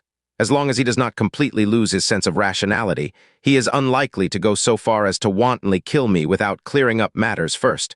Furthermore, I do have a plan that will not only calm his anger, but it might just end up with him feeling grateful towards me in the end.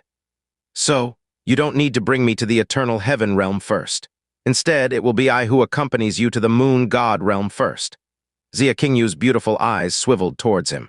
Xianxia did not seem to be faking his confident and composed look, so she asked, What plan? Yun Chi's plan was naturally to use the great way of the Buddha to replenish Yue Wugu's life force. However, he did not intend to say it, because it was something that even the Moon God Emperor was unable to accomplish. So just why would the rest of the world believe that he could do it just because he said so? Furthermore, he was also afraid that Yue Wugu's condition was far more serious than he currently anticipated.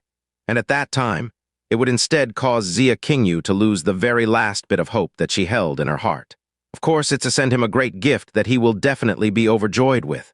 Yun Chi thought about it for a moment, and his eyes faintly flashed as he spoke with a mysterious look on his face.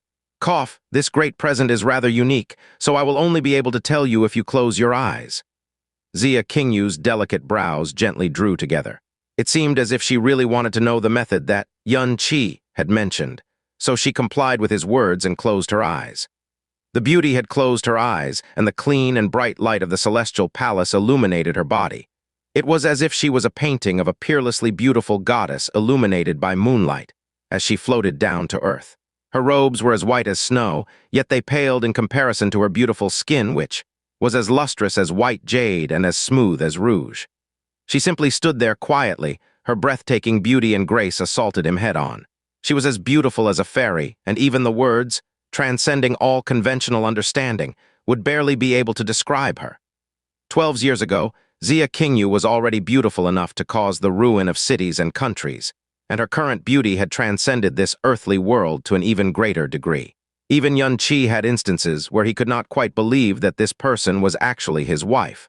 Unfortunately for him, he had not touched her once over the past 12 years. He took a few steps forward before arriving in front of the completely defenseless Xia Qingyu and wrapped an arm around her waist. He did not wait for Xia Qingyu to react, planting a heavy kiss on her lips. As those four lips came into contact with each other, Yun Chi felt as if the lips he was kissing were just like orchid jade ointment. They were warm, soft, and satiny, but they were also tinged with a sweet, moist chill. Xia Qingyu's beautiful eyes widened into circles. Her entire body suddenly went rigid, and she was about to involuntarily let out a sound, but just as her pearly teeth parted, Yun Chi took the opportunity to push his tongue inside. His tongue touched her fragrant tongue, which wriggled around helplessly as he plundered a mouthful of her flavor. Woo! Xia Qingyu let out a startled whimper as her delicate body once again went stiff, as if an electric current had run through her body. Her mind went completely blank for a few breaths before she finally thought of resisting.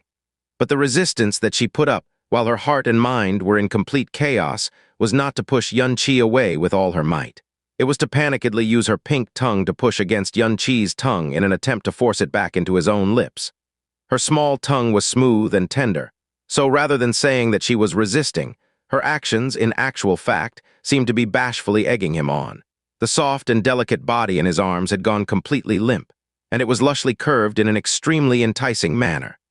Yun Chi's hand was wrapped around her waist, and even though their skin was separated by a layer of cloth, it still felt as if he was caressing the most perfect warm jade in this mortal world. As Xia Qingyu continued to resist, their tongues continued to tangle together ceaselessly.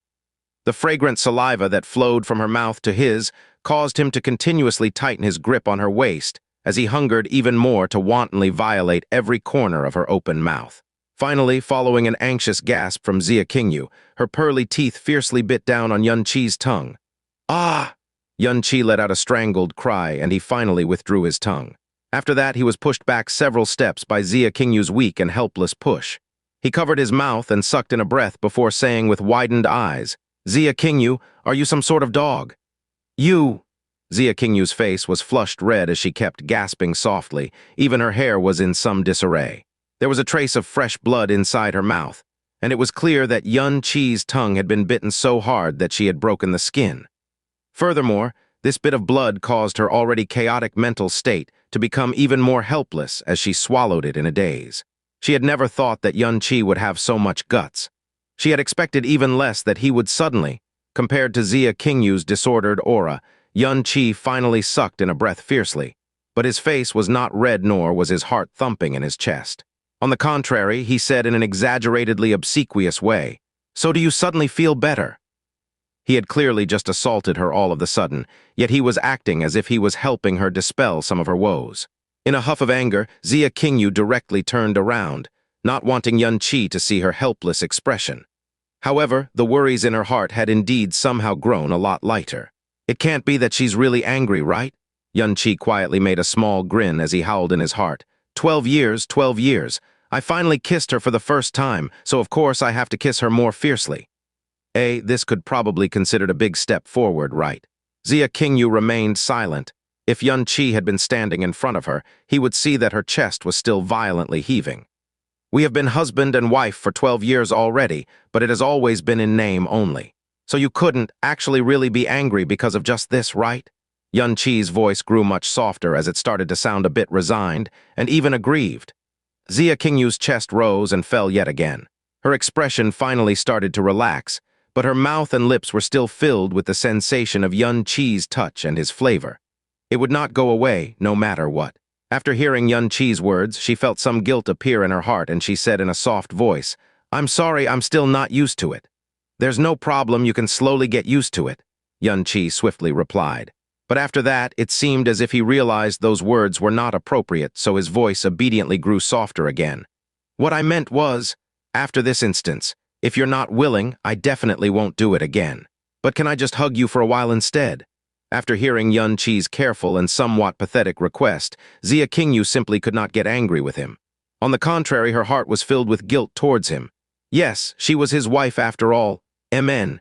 She gave an extremely soft reply, but she did not turn around. Xianxia moved forward and arrived at her back, his arms wrapping around her waist in a gentle embrace. The moment his arms were about to fold around her, the corner of his mouth crooked up. His hands conveniently moved higher, and he spread his fingers wide as he firmly grasped Xia Qingyu's towering bosom. Immediately, his hands deeply sank into two extremely soft and full pillows. When he used strength, the rich and full jade flesh stood out against the soft and smooth moon robes as it spilled over his 5 fingers. His palms simply could not hold it all. Xia Qingyu's entire body went stiff again. Following that, her moon robes flared, and a gigantic force fiercely smashed against Xianxia's chest, sending him flying far away. He somersaulted in the air before landing heavily on his butt. But Xianxia did not immediately choose to stand up. Instead, he simply sat there as he stared at his hands, which had just gotten away with murder, with a mystified expression on his face. After that, he raised his head sharply and said in an amazement, "Qingyu, you're actually already this big." All those years ago, the 16-year-old Xia Qingyu was already beginning to blossom into womanhood. It had been an estimate based on his observations, but there was indeed already some signs of it all those years ago. But just now, the sensation that he had felt was a sensation that was incomparably lush and full. All 10 of his fingers had sunk deeply in, and it did not seem as if he had reached the end, even though the moon-white long robes she wore floated around her body like she was a celestial fairy. They were exceptionally loose. So even though her bosom towered towards the heavens, it was hard to tell. Xianxia had definitely not thought of it either, but after a few years of not seeing her, Xia Qingyu had practically grown enough that she could be compared to Mu Xunian. "Xianxia, hey, why did I just think of Master just now?" "You..." Xia Qingyu continued to retreat several steps. Her arms subconsciously held the front of the portion of her body that had just been violated. Her snowy mien was both panicked and confused, her eyes wavering between timidity and fury. The soft chest that had just started to calm down once again started to heave violently, and her gasping had become multiple times heavier. Furthermore, the words that Xianxia had just said caused her heart to become so confused that she very nearly went into a daze. Just as she was about to scold him, her eyes suddenly focused and fixed themselves on the curtain of light in front of them. "What is that?" Within the curtain of light, a faint golden light was swiftly drawing near to them from far away. In order to reduce the fuel consumption of the Vanishing Moon Celestial Palace, Xia Qingyu had already deliberately reduced its flight speed, but the speed it was running at was still extremely fast. Yet that golden light, which had appeared in the curtain of light, was not only drawing closer, but it was doing so at an astonishing pace as it rapidly whittled away the distance between it and the Vanishing Moon Celestial Palace. Profound light flashed in Xia Qingyu's hand, as the projection displayed on the curtain of light immediately zoomed in on the golden light, and a blurry human figure appeared on it.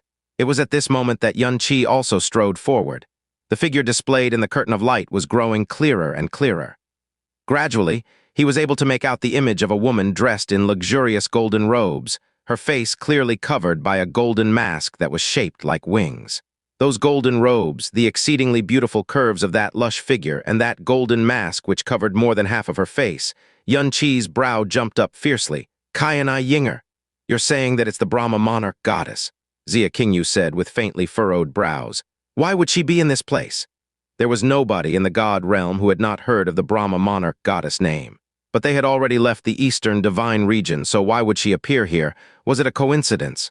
That's not right, there are two people, Yun-Chi abruptly said. As they grew closer and closer, and their figures grew clearer and clearer, it was then that Yun-Chi noticed that there was a gray-colored figure trailing behind Xianxia Yinger. Dressed in gray robes, he was extremely thin and weak-looking. It seemed as if his very being was blending together with the space around him, and his presence was extremely weak and thin. He was so easy to miss that Yun-Chi and Xia Qingyu had not even noticed his existence until now. The warning that Shui Qianhang had deliberately sent to him, via sound transmission, flashed into his mind at this moment. Yun-Chi's expression changed dramatically as he anxiously shouted, "She's rushing straight for us, we need to go faster." Xia Qingyu's eyes focused, and she immediately made a gesture with her hand, causing the speed of the vanishing moon celestial palace to spike. But in nearly the same instant, that gray-robed elder extended an arm and made a casual pushing motion. BZZN? A dreadful explosion suddenly appeared in the vast and empty vacuum of space, and a tornado began to coalesce after that. It was just like a legendary cosmic hurricane as it caused thousands of kilometers of space to shudder violently. In a split second, the vanishing moon celestial palace had become a dried leaf tossed about in a storm. The internal space within the profound warship was shaking even more violently, and the flow of air within the space was thrown into complete chaos. What seemed like ear-piercing wails of lament rang from all four corners of the world. It took more than 10 breaths later before the vanishing moon celestial palace finally regained its equilibrium and started moving forward again at the fastest speed it could muster. Yun-Chi gasped roughly as he looked at the light curtain behind them, and an incomparably terrifying scene appeared before his eyes. This was the greatest and most terrible storm he had ever seen in his entire life. Within the storm, layers upon layers of space were fragmented into tiny pieces, as countless black holes were formed in those rips of space. There was also a small star nearby that was bodily forced from its orbit by the storm, to be able to move the very stars themselves with a wave of his hand. A scene that had been described only in myth and legend unfolded before Yun-Chi and Xia Qingyu's very eyes, filling them with so much shock that they felt like nothing would shock them after witnessing it. If not for the fact that Xia Qingyu had raised the speed of the vanishing moon celestial palace to its maximum the instant before he had made his move, it was extremely likely that the vanishing moon celestial palace would have been caught in the eye of the storm. The results of that would be unthinkable. Even though they had received an extremely big shock, in the end, they had been more scared than in any actual danger. There were also no signs that the vanishing moon celestial palace had sustained any damage. But if this had not been the vanishing moon celestial palace, and it had been any other profound warship, even if it was the divine martial realm's divine martial heavenly palace, it would also have been smashed to smithereens. Yun-Chi heavily gritted his teeth as he felt cold air radiate from his body. What kind of person was this old man? Even the strength of a god emperor was not so powerful, right? If the words he had said previously were only conjecture, then right now, that conjecture had completely morphed into stone-cold reality. Xianxia Yinger was indeed coming right at them. What do they want to do? Xia Qingyu's eyebrows knitted together tightly. She was now far too busy to bother about the fact that Yun-Chi just violated her moments ago. "They're coming for me," Yu-Chi said through gritted teeth. But he was mistaken this time around. Xianxia Yinger wasn't coming for him alone, she was coming for both of them. Why? Of course it's to snatch me back to be her man. The fact that she tried to broker a marriage between her and myself is something that the entire god realm knows about already. It must be because her humiliation from being rejected by me has now turned to fury, so she wants to force herself on me. HSS? Xia Qingyu was in no mood for jokes at this moment. After she had raised the vanishing moon celestial palace's speed to its maximum limit, the gold and gray figures depicted in the curtain of light were finally not drawing any closer, but neither were they growing further away. A strange equilibrium was formed between the speed of the two parties. This scene caused the hearts of both Yun-Chi and Xia Qingyu to lurch violently. When the Vanishing Moon Celestial Palace had been moving at its maximum speed, even Golden Moon God Yue Wuji, whose speed within the Moon God Realm was only inferior to the Moon God Emperor himself, had slowly been shaken off. Yet they were unable to shake off the two people on their tail despite moving at that exact same speed. Their power was actually above that of a moon god's. Xianxia Yinger's title as the goddess is something that I heard countless times in just my first year within the god realm, Xia Qingyu said. But to think that her cultivation is already so high that it has reached this level. As the new master of the Vanishing Moon Celestial Palace, she was far more clear than Yun Qi on just how terrifying a notion it was to be able to pursue the Vanishing Moon Celestial Palace. In the entire Eastern Divine region, there definitely weren't more than 10 people who could do so. But they had met one of those 10. In fact, they had met 2 of the 10 in this one instance. I heard my master tell me before that it was very likely that Xianxia Yinger's cultivation was nearing that of her father's. At that time, I had thought that this was only a rumor, but who would have thought that it was actually true? Yun Qi said as he stared fixedly at the curtain of light, his entire body tensed up like a coiled spring. Then who is that person in the gray? I don't know, but if he's following behind Xianxia Yinger, then he's definitely someone from the Brahma Monarch God realm. As the head of the 4 king realms within the Eastern Divine region, the Brahma Monarch God realm was truly an extremely terrifying existence. Time flowed as the distance rapidly fell away. Under the maximum speed of the Vanishing Moon Celestial God Palace, the internal space was still extremely quiet and stable. But the heartstrings of Yun Qi and Xia Qingyu were still pulled taut. They were unable to relax for even a single instant. The 2 figures behind them were still there, and they were following them like their shadow. Is there truly no way to move just a little bit faster? Yun Qi asked yet again. If they could only go faster by just the slightest degree, they would be able to gradually leave Xianxia Yinger in the dust. We're already at the limit, Xia Qingyu replied. 2 hours passed, then 4. They did not know how many star regions they passed by under this kind of speed, and they were also completely unaware of where they were at the moment. Oh no! Xia Qingyu suddenly let out a soft cry. What's happening? Yun Qi's eyes glanced sharply to the side.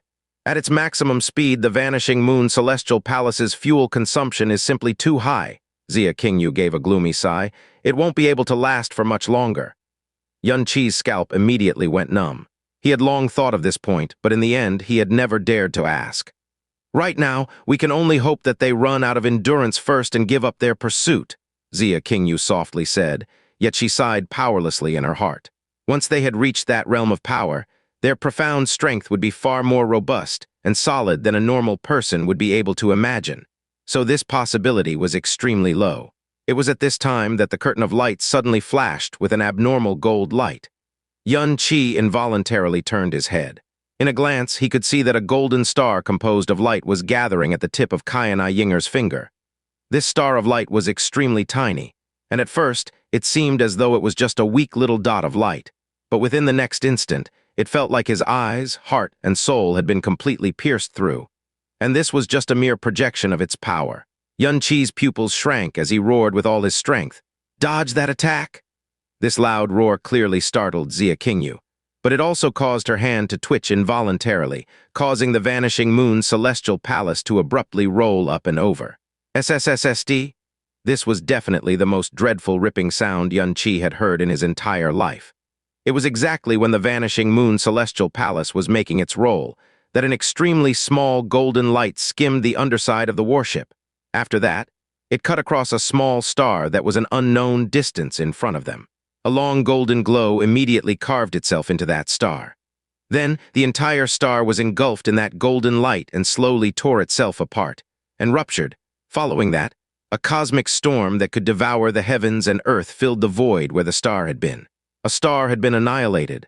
Yun Qi's jaw dropped open, and it was several breaths before he regained his senses. He had never once imagined that he would actually see such a terrifying scene in his life. Was this the pinnacle of the profound way? Was this power that a mortal could obtain? Just what kind of monsters were these people? At this moment, a rather preposterous idea popped into Yun Qi's head. What kind of qualifications and capability do I possess to actually have 2 such monsters chasing after me? To think that the power of mortal man could truly annihilate stars. Xia Qingyu's dispirited and empathic sigh rang in Yun Qi's ears. It was not that she had never heard of this, but hearing about something and witnessing it yourself were naturally two completely different notions. If they had been hit by that attack, even if it was the Vanishing Moon Celestial Palace, it would also have been split in two. How much longer can we continue at this speed? Xianxia finally asked that faithful question. At most 15 more minutes, Xianxia replied. What? This answer shocked Xianxia so greatly that he leapt to his feet. Xianxia was simply far too terrifying.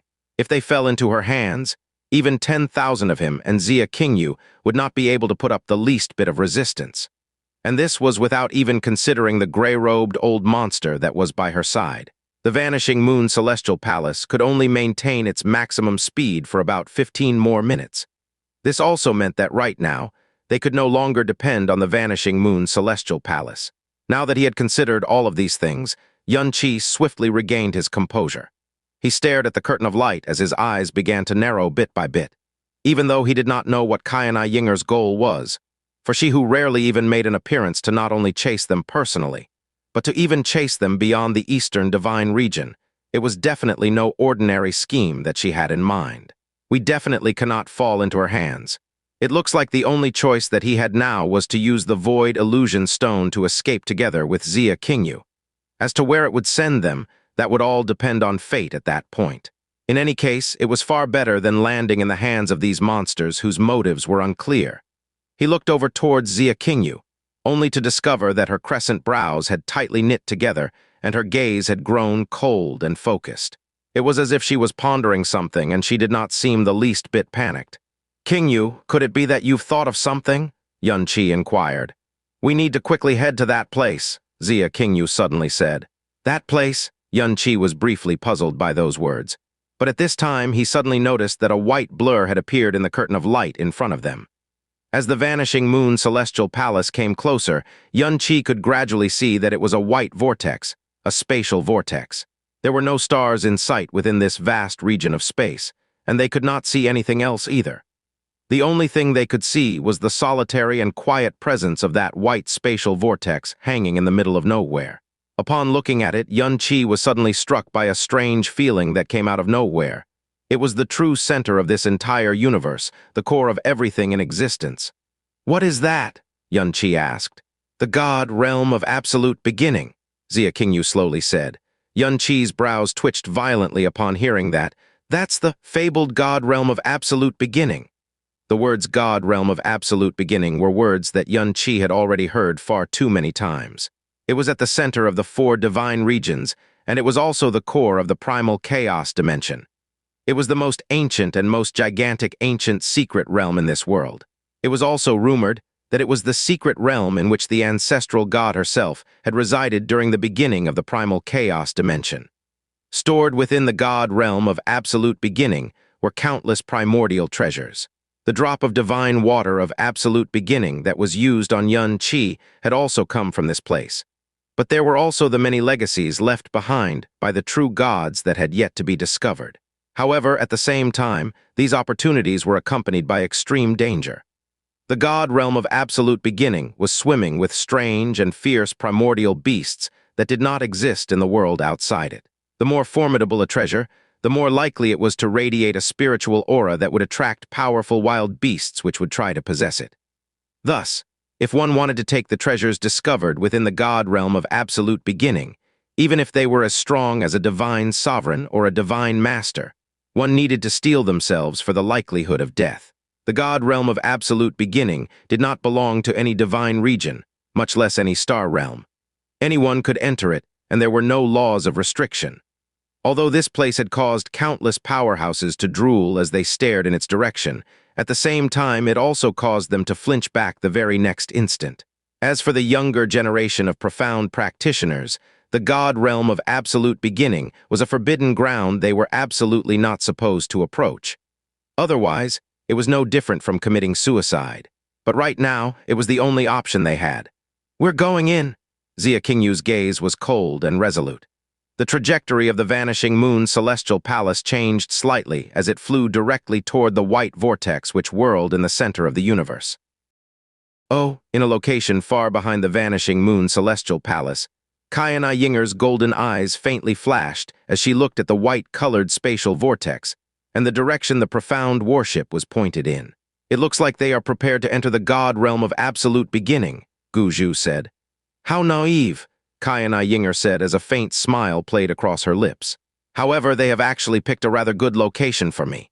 "They're already catching up," Guju said suddenly. Those words caused Xianxia Yinger to clearly be taken aback. Guju had used the two words, catching up, which meant that there were not only people who were pursuing them, but people who were even faster than they were. "It is the Heavenly Slaughter and the Heavenly Wolf," Guju slowly said. Xianxia Yinger's golden brows sank slightly. "The Heavenly Slaughter sure is protective of that kid, to think that she'd actually chase him all the way here." "No," Guju said. "She has most probably sensed Miss' movements and guessed that Miss was about to take action against him. That is why she has not hesitated to chase him all the way here." "I will leave the two of them to you," Xianxia Yinger said coldly, her eyes and divine sense remaining firmly fixed on the vanishing moon's celestial palace. Guju did not say anything, but his speed started to ease up as well. It was only when Yunqi and Xia Qingyu had gone closer to it that they had discovered, to their shock, that the pale white spatial vortex was actually extremely big. In fact, it was nearly as big as a continent. But even though it was clearly a spatial vortex, weirdly enough, it did not have any power to tear through the space around it. It seemed to be merely a huge cluster of empty light that was quietly floating in the ether. The vanishing moon celestial palace swiftly rushed towards forward, and the moment it came into contact with the pale white spatial vortex, it had completely disappeared in place. Its aura had also disappeared without a trace, and even the most keen spiritual senses in the universe would not be able to sense anything. It was as if the vanishing moon celestial palace had literally vanished from this mortal plane. Before long, Xianxia Yinger's figure had also arrived. She flew into the pale white vortex at a crazy speed. However, Guju chose to stop at this moment. His back faced the pale white vortex as he silently gazed into the black and boundless void. Within his old cloudy eyes lay the sediment of witnessing countless changes and experiences, and one could not even detect the slightest ripple in them as he waited there silently. The heavy silence of space did not continue for too long as a ripping sound akin to a storm rang out in the distance. There were two identically small and delicate figures racing towards him, one whose hair was as red as blood, and the other whose rainbow robes fluttered in the ether. Jasmine and Xianxia. They had rushed toward the moon god realm from the star god realm, and they had chased them from the moon god realm to this place. Among the 12 star gods, Jasmine's speed was the fastest, and even if Xianxia had fully awakened her heavenly wolf divine powers, trying to catch up to Jasmine would have been like whipping a flagging horse in vain. So during this entire journey, Jasmine was the one who had been pulling Xianxia along. In front of them was where the god realm of absolute beginning was located, and the auras of the vanishing moon celestial palace and Xianxia Yinger had completely disappeared from her senses. There was only one way to explain this complete disappearance. They had entered the god realm of absolute beginning. But at this moment, Jasmine was being accompanied by Xianxia, so she swiftly came to a halt, her eyes coldly staring ahead as a scarlet-red light was reflected in their depths. A gray-robed old man quietly stood in that place. His body was small and bent, his face old and withered. A gray robe that was not large seemed to be exceptionally voluminous as it draped across his body. It seemed as if he was only a bag of skin and bones, and even those half-lidded eyes were as cloudy as the eyes of a dead man. Yet his presence made Jasmine feel as if a mountain, so high that she could not see its peak, had landed in front of her, and that it would be difficult for her to take even a single step forward from that moment onward. "Who are you?" Jasmine asked in a cold voice. This was a person who had not even released his aura yet, but he had already provoked such a feeling of dread from within her. Yet she actually had no impression of who this person was. Guju did not respond to her question. Instead, he spoke in an extremely rough and ugly-sounding manner. "The Heavenly Slaughter Star God and the Heavenly Wolf Star God, it is an honor to meet the two of you." Xianxia took a step forward as she suppressed the anxiety in her heart. After that, she assumed an aggressive and truculent stance as she spoke. "Since you already know who we are, then why don't you get out of our faces?" "Xianxia, step back." The god-slaying blade had appeared in Jasmine's hand, reflecting a cold light that was mixed with the color of blood. "You're not his opponent." "Ah!" Xianxia was stunned by those words as an expression of disbelief appeared on her face. But when she looked at her big sister's incomparably cold and dark expression, she grew completely somber and serious as well. With a flash of blue light, the heavenly wolf sacred sword had appeared in her hand as well. Gu Zhu had yet to make a move. Jasmine and Keijai also stood there motionless for a long time. The air around them had grown incomparably oppressive, and even the smallest grain of dust in the area around them had ground to a complete halt. "Ah, so that is how it's," Jasmine suddenly announced in a low voice. "You're Gu Zhu." Hearing his name caused the expression in Gu Zhu's eyes to finally change a bit. "Heh heh, the heavenly slaughter star god lives up to her reputation. Your intuition is so sharp that it is terrifying. No wonder Miss is so wary of you." It seemed like he was smiling, yet a smile did not crease his face at all. "Heh," Jasmine gave a cold snort before speaking in a mocking voice. Who would have thought that the old man Gu Zhu, who had shaken the world and had wandered free and unfettered through this universe, a man who could face the king realms with an unbent back and a fearless heart, would actually stoop to becoming a dog by Xianxia Yinger's side? It's no wonder that you have hidden yourself away from the world despite still being in it. You're simply too ashamed to see anyone.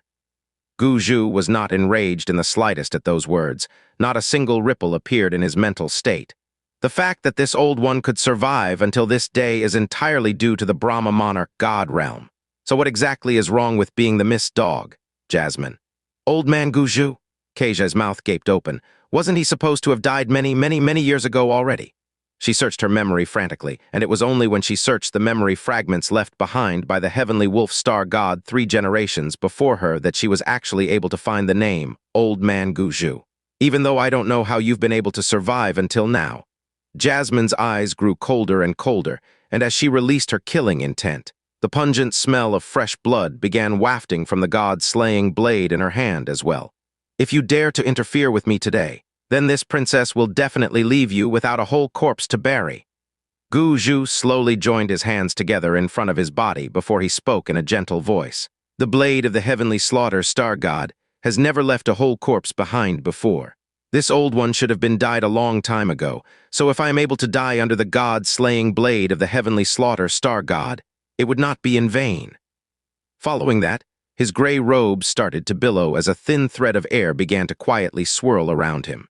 In the blink of an eye, the already oppressive atmosphere suddenly grew several times heavier. Keijai, I will try to pin him down. Once you find an opportunity, immediately rush into the god realm of absolute beginning. Jasmine sent a sound transmission to Keijai.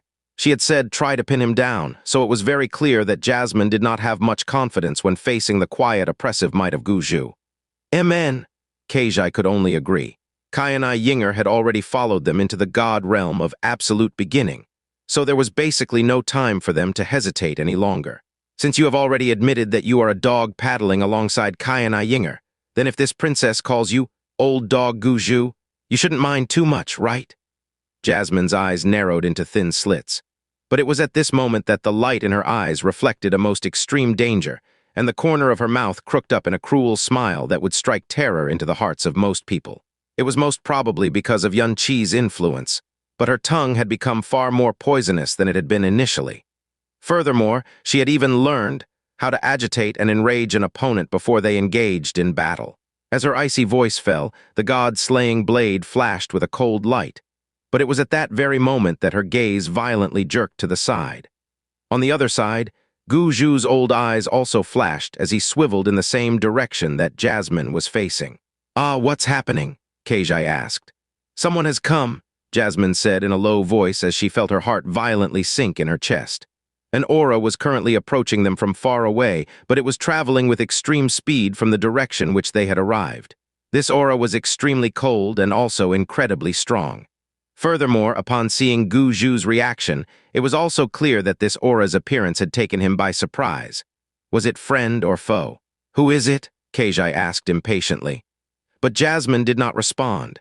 Instead, her eyebrows knitted together more and more tightly because this aura was one that was completely foreign to her. There were extremely few strong individuals in the entire god realm that had reached her level of power. Since that was the case, the ones who had surpassed her could easily be counted with both hands. Furthermore, every single one of these individuals had a powerful reputation that could shake the heavens and the earth, and she knew every single one of them all too well. The Gu Zhu in front of her was already a person who had transcended all conventional thought, a person who should have faded from this world a long time ago. Yet she was still able to use her extremely sharp senses and intuition to pinpoint his identity. But the aura which was approaching them at extreme speed, the aura which was not inferior to Gu Zhu's aura in any way, it was actually completely foreign to her. It was just as if a person who had never existed before had suddenly appeared out of thin air. Just who was this person, and why would this person come to this place? The Brahma monarch god realm had already hidden one Gu Zhu who should have died a long time ago. Could it be that this was yet another person that the Brahma monarch god realm had hidden away? Just as Jasmine was tensing up, the empty world finally lit up with a cluster of profound light. In the next instant, that profound light drew even nearer as it swiftly approached. It was a figure covered in an icy blue light, and that figure's entire body was completely encased within that incomparably dense icy blue light. So they could not even see that figure's face or body shape. It seemed as if that figure was carrying a thin and long sword in its hand, and even that sword was encased in the blue light, so it was not possible to see its true appearance. As the icy blue figure approached, a cold energy that pierced the heart and bored into the soul assaulted all of them. Frost profound energy? Jasmine's brows sank once again. Within the Eastern Divine region, there was absolutely no one who could utilize ice profound energy at such a level. This person was not someone from the Eastern Divine region. The blue figure arrived at where they were, but it did not come to a halt. In fact, it did not even slow down. Instead, an icy afterimage trailed it as it flashed by, the sword in its hand directly piercing toward Gu Zhu. In that instant, that still and silent space had completely transformed into an icy hell. This attack was far too sudden, and it was as swift as a passing comet. Following the rupturing of a beam of blue light, Gu Zhu was instantly thrown backwards by tens of kilometers. A strange light flashed in his eyes, and a storm rose up from his body before hurtling towards the icy blue figure. The icy blue figure did not defend or dodge that attack. Instead, it rushed straight into the heart of the storm following that. A multifaceted icy blue light, which was millions of times more brilliant than the light of any Arctic pole, flashed, and that storm, which could even move the stars themselves, swiftly congealed and transformed into ice which filled the ether. Bang! The chunks of ice which had been formed within the storm exploded and caused a hailstorm to engulf the entire area. That icy blue figure pierced through layers of hail as an icy blue sword beam smashed against Gu Zhu's body, once again throwing him backwards 50 kilometers.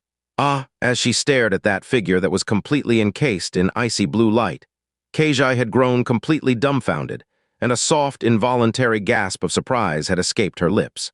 "We need to go." Jasmine had no time to care about who this icy blue figure was. She grabbed Xianxia's arm, and in the next instant, she pushed her speed to its very limit as she rushed towards the god realm of absolute beginning, before swiftly melting into that bright and boundless pale white vortex. Bzz, with a muffled explosion that shook the air around them, Gu Zhu and the icy blue figure were blasted far apart from each other. Gu Zhu's aura remained as stable as a mountain, but his withered old arms were covered in a layer of icy blue light that was hard to get rid of, and his 10 fingers were faintly trembling as well.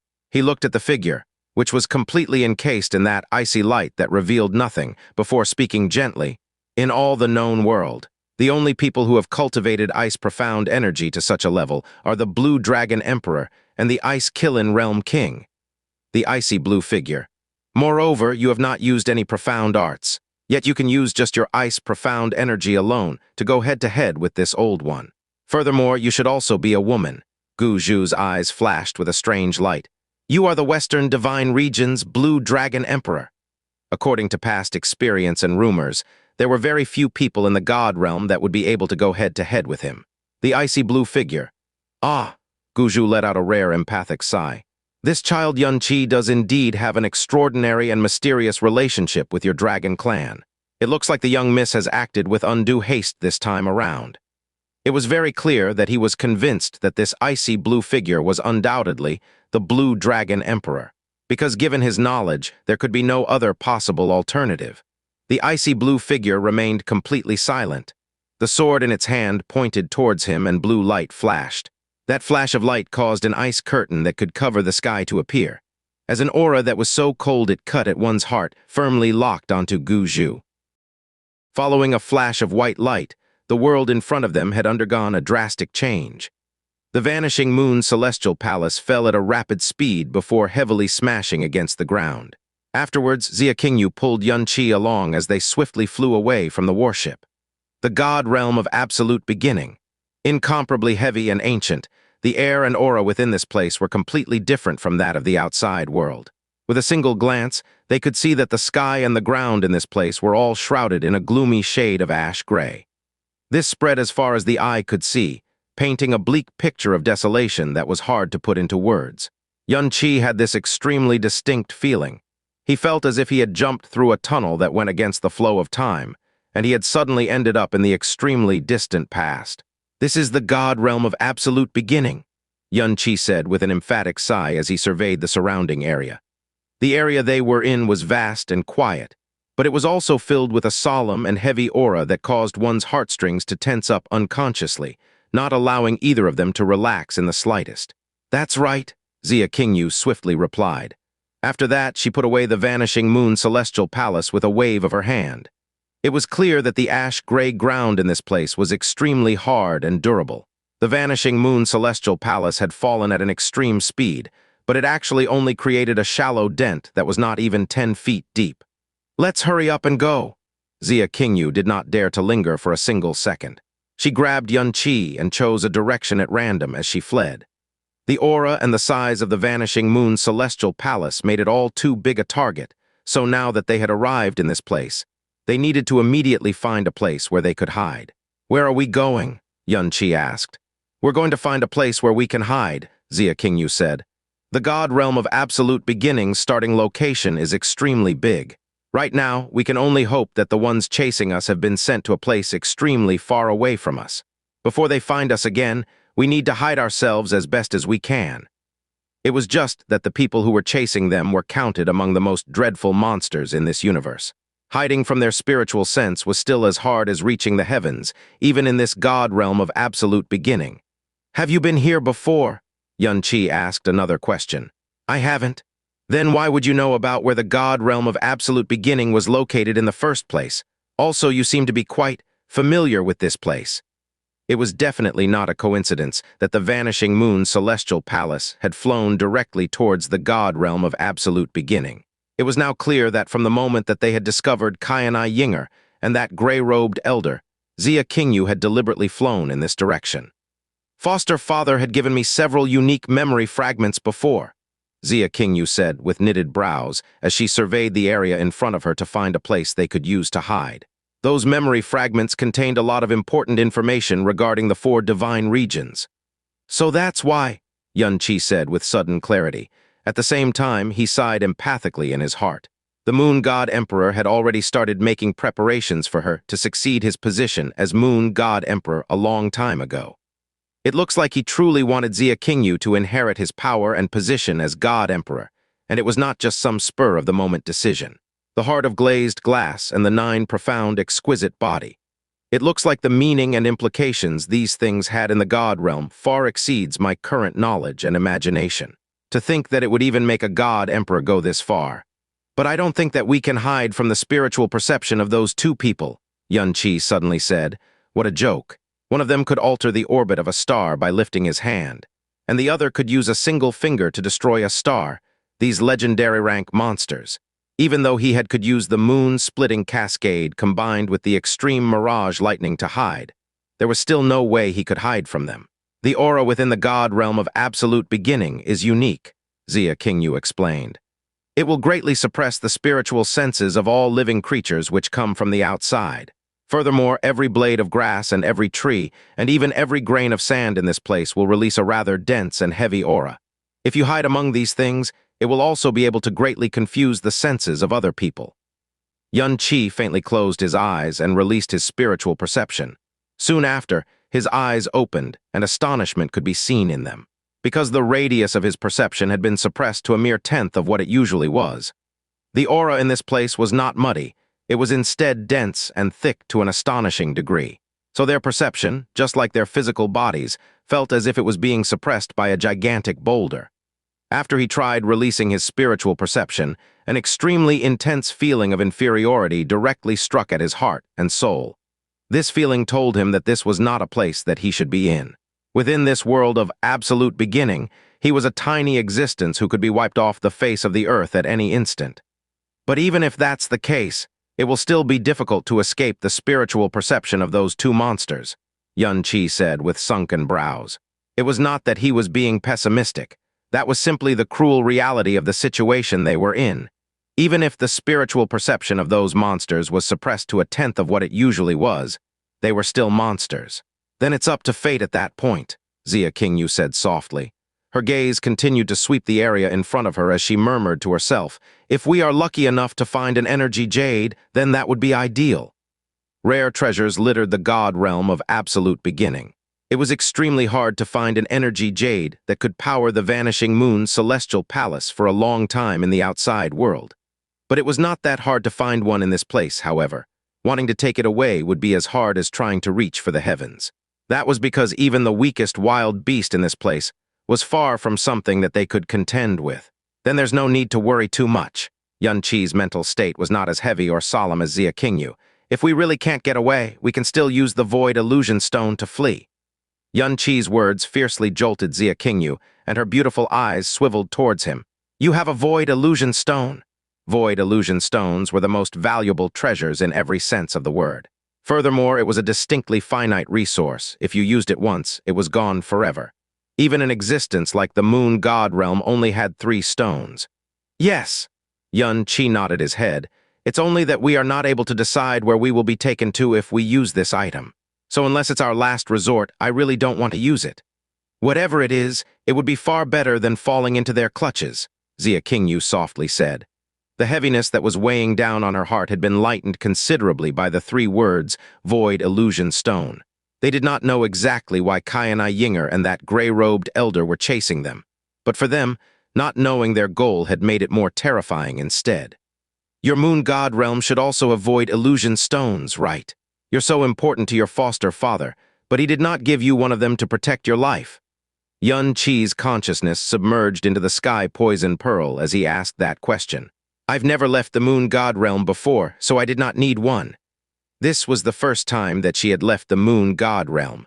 Energy Jade, Xianxia was just about to retrieve the Void Illusion Stone, but a thought suddenly flashed in his mind, and he asked, King, can the Celestial Time Jade be used as an energy jade to power the Vanishing Moon Celestial Palace?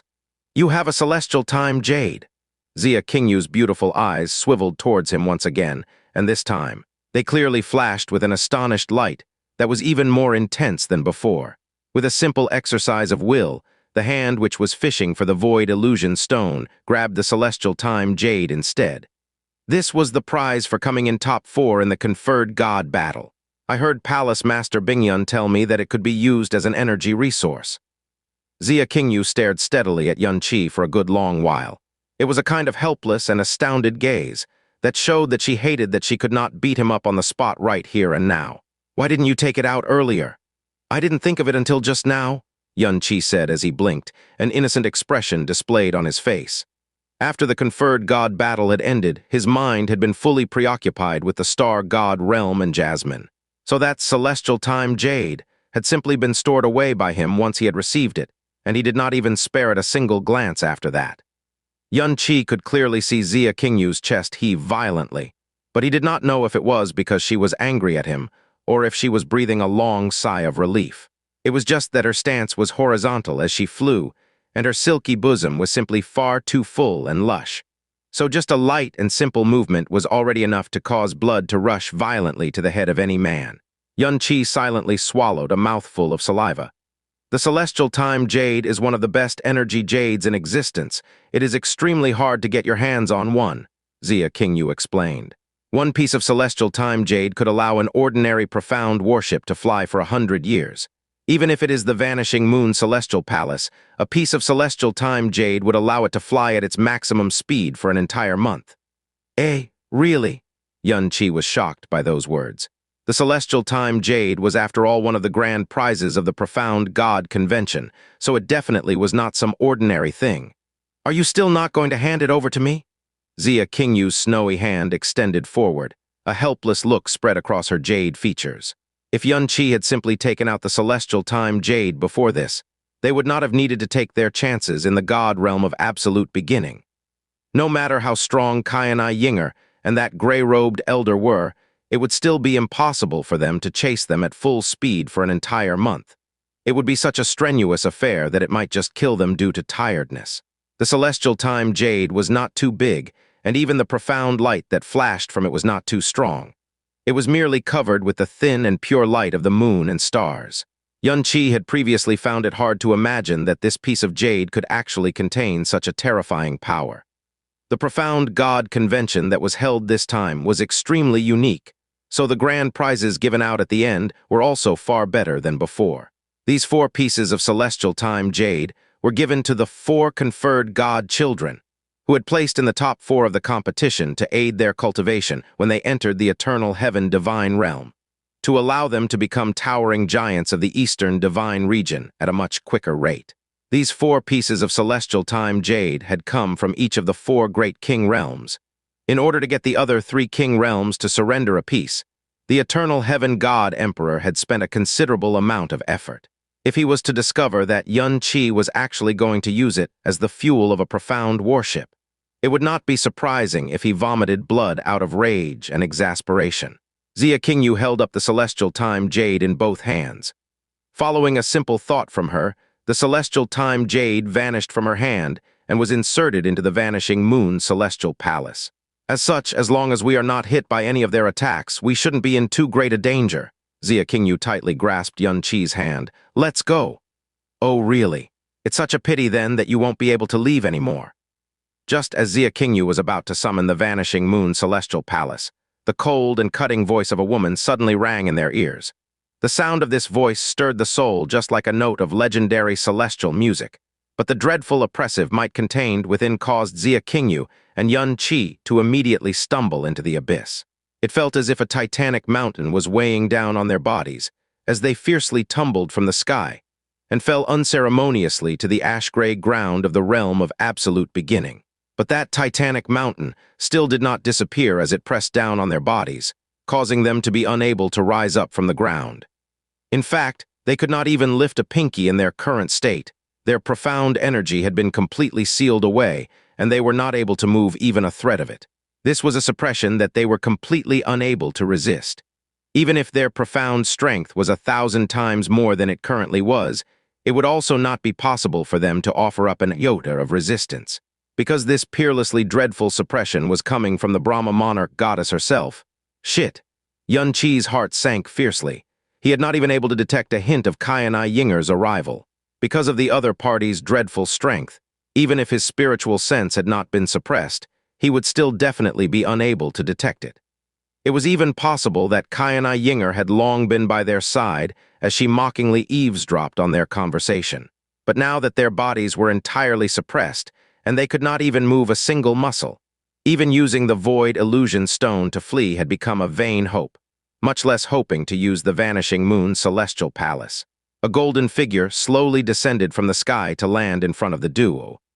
As for Xianxia, Xianxia had seen her from afar when he had stood upon the conferred god stage.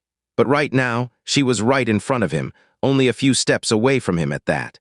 Half of her golden hair was draped over her fragrant shoulders, while the other half fell straight to her bottom. Every single strand of that golden hair shone with a flowing brilliance that was more luxurious and captivating than the purest gold. A similarly luxurious golden plate of soft armor covered her upper torso, drawing the outline of a body that was so perfectly curved and proportioned in every single way that it caused one to gasp in astonishment. The proud curves of her bosom and buttocks were plain for all to see, their shape a perfect half-moon, while her waist was as thin and slender as a young willow's trunk.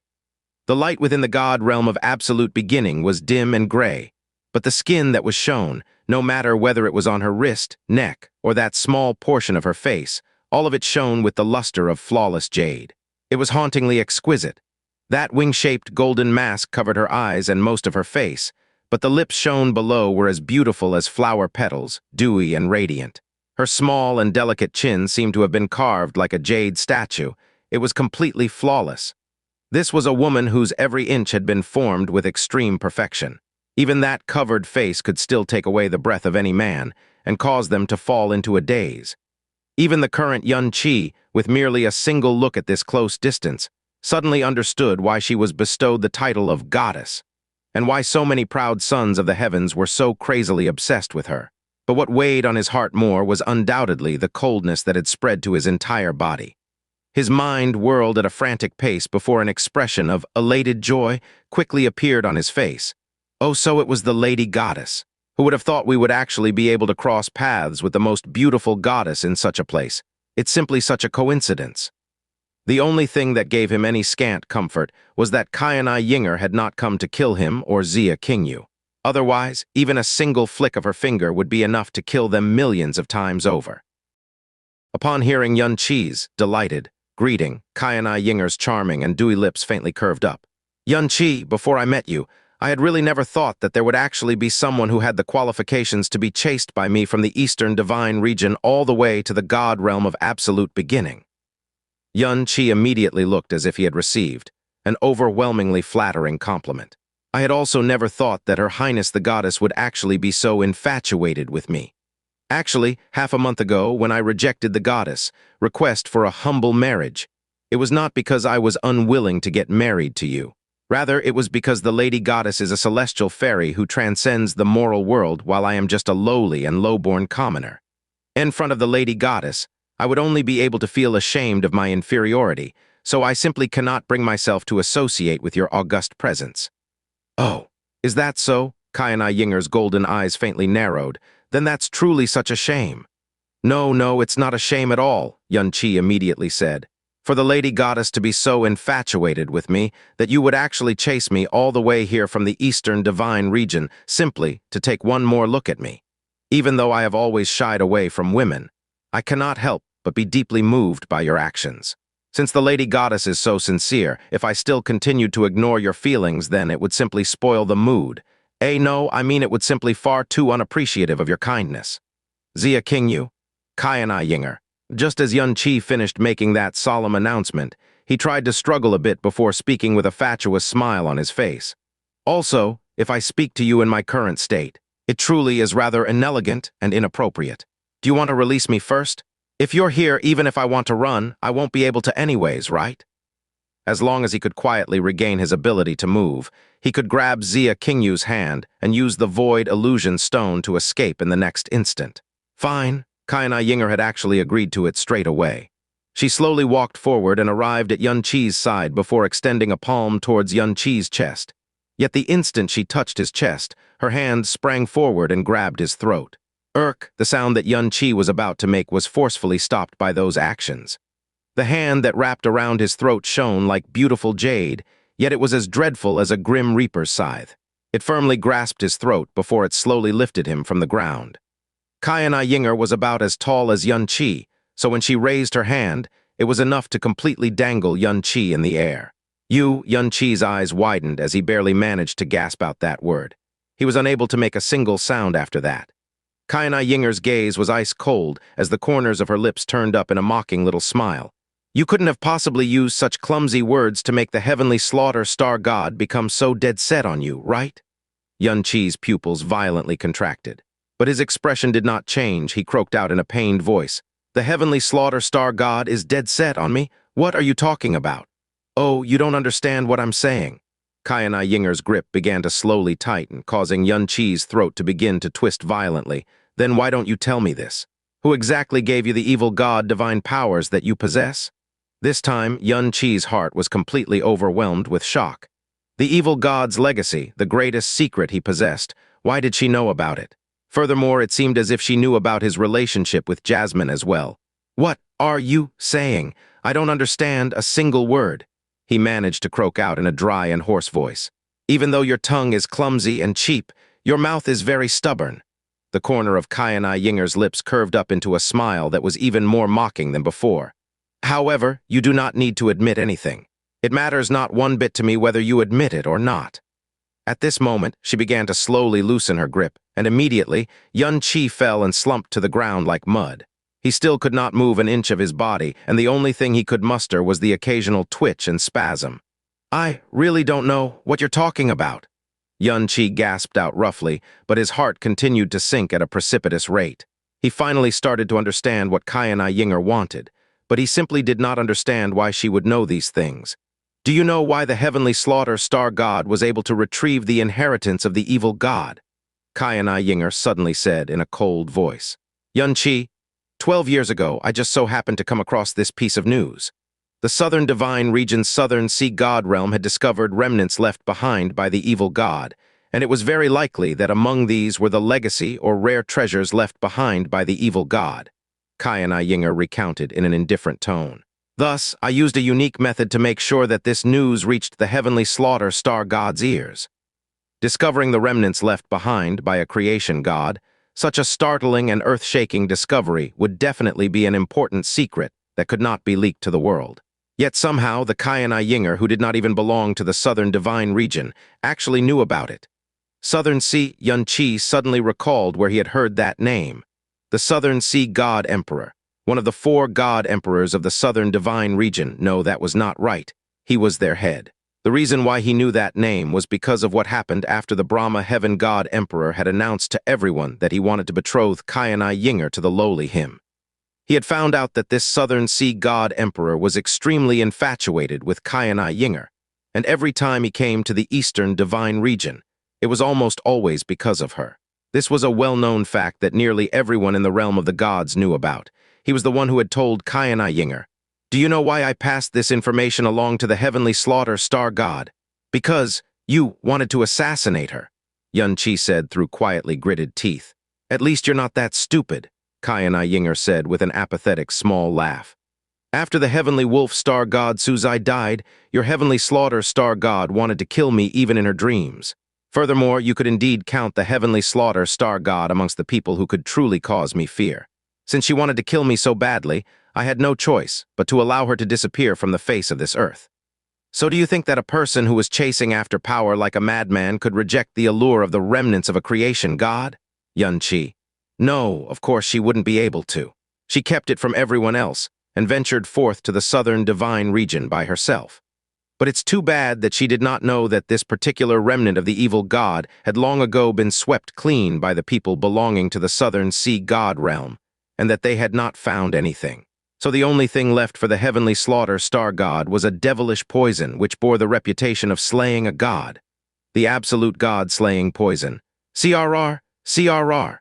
Yunqi grit his teeth so hard that they cracked and blood oozed between the gaps of his teeth.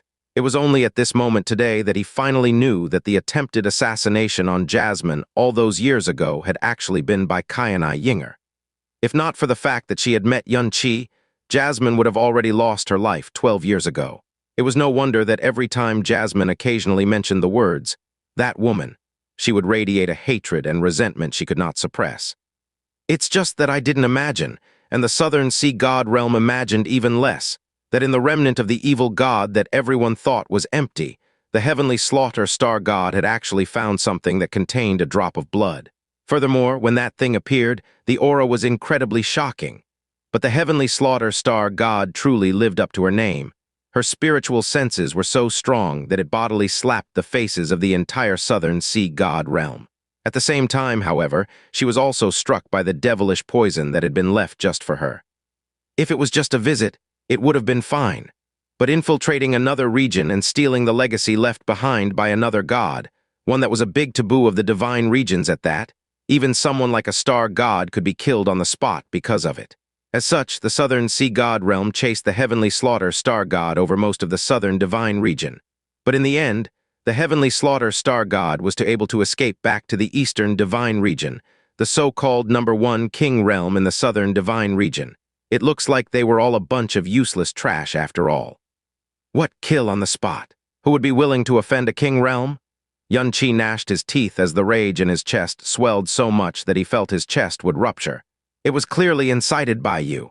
That Southern Sea God Emperor only did this so that he could gain your favor. It was all because of you. Oh, and what's wrong with that? The corner of Xianxia Yinger's lips twitched as she spoke to him in a voice that bordered on pity. All of you men, aren't you all this cheap and low? You! There was only rage left in Yunqi's heart, yet his helpless body was unable to move a single inch. He gnashed his teeth time and again as he tried to force himself to calm down. He could not fall here, and even more than that, he could not fall into Xianxia Yinger's hands. Definitely could not. So it was rumored that the heavenly slaughter star god survived, but she had to abandon her body. Since that was the case, you were her spirit vessel at the time. Xianxia Yinger gave a cold snort of disdain. She was chased over nearly the entire southern divine region, yet it was not able to corrode her soul. Looks like that so-called absolute god-slaying poison was nothing much after all. As it turns out, the greatest ability of the strongest god emperor in the southern divine region was the ability to talk big. Yuan-Chi stared at her silently with enraged eyes. All those years ago, the absolute god-slaying poison had not only corroded Jasmine's soul, it had actually even been the extremely dreadful complete corrosion, at that. If not for that chance meeting with him, Jasmine would be dead even if she had 10 more lives. Yet, the heavenly slaughter star god did not return to the star god realm after escaping back to the eastern divine region. Instead, she ventured into a lower realm, and that really was food for thought. She looked at Yuan-Chi before speaking in a cool voice.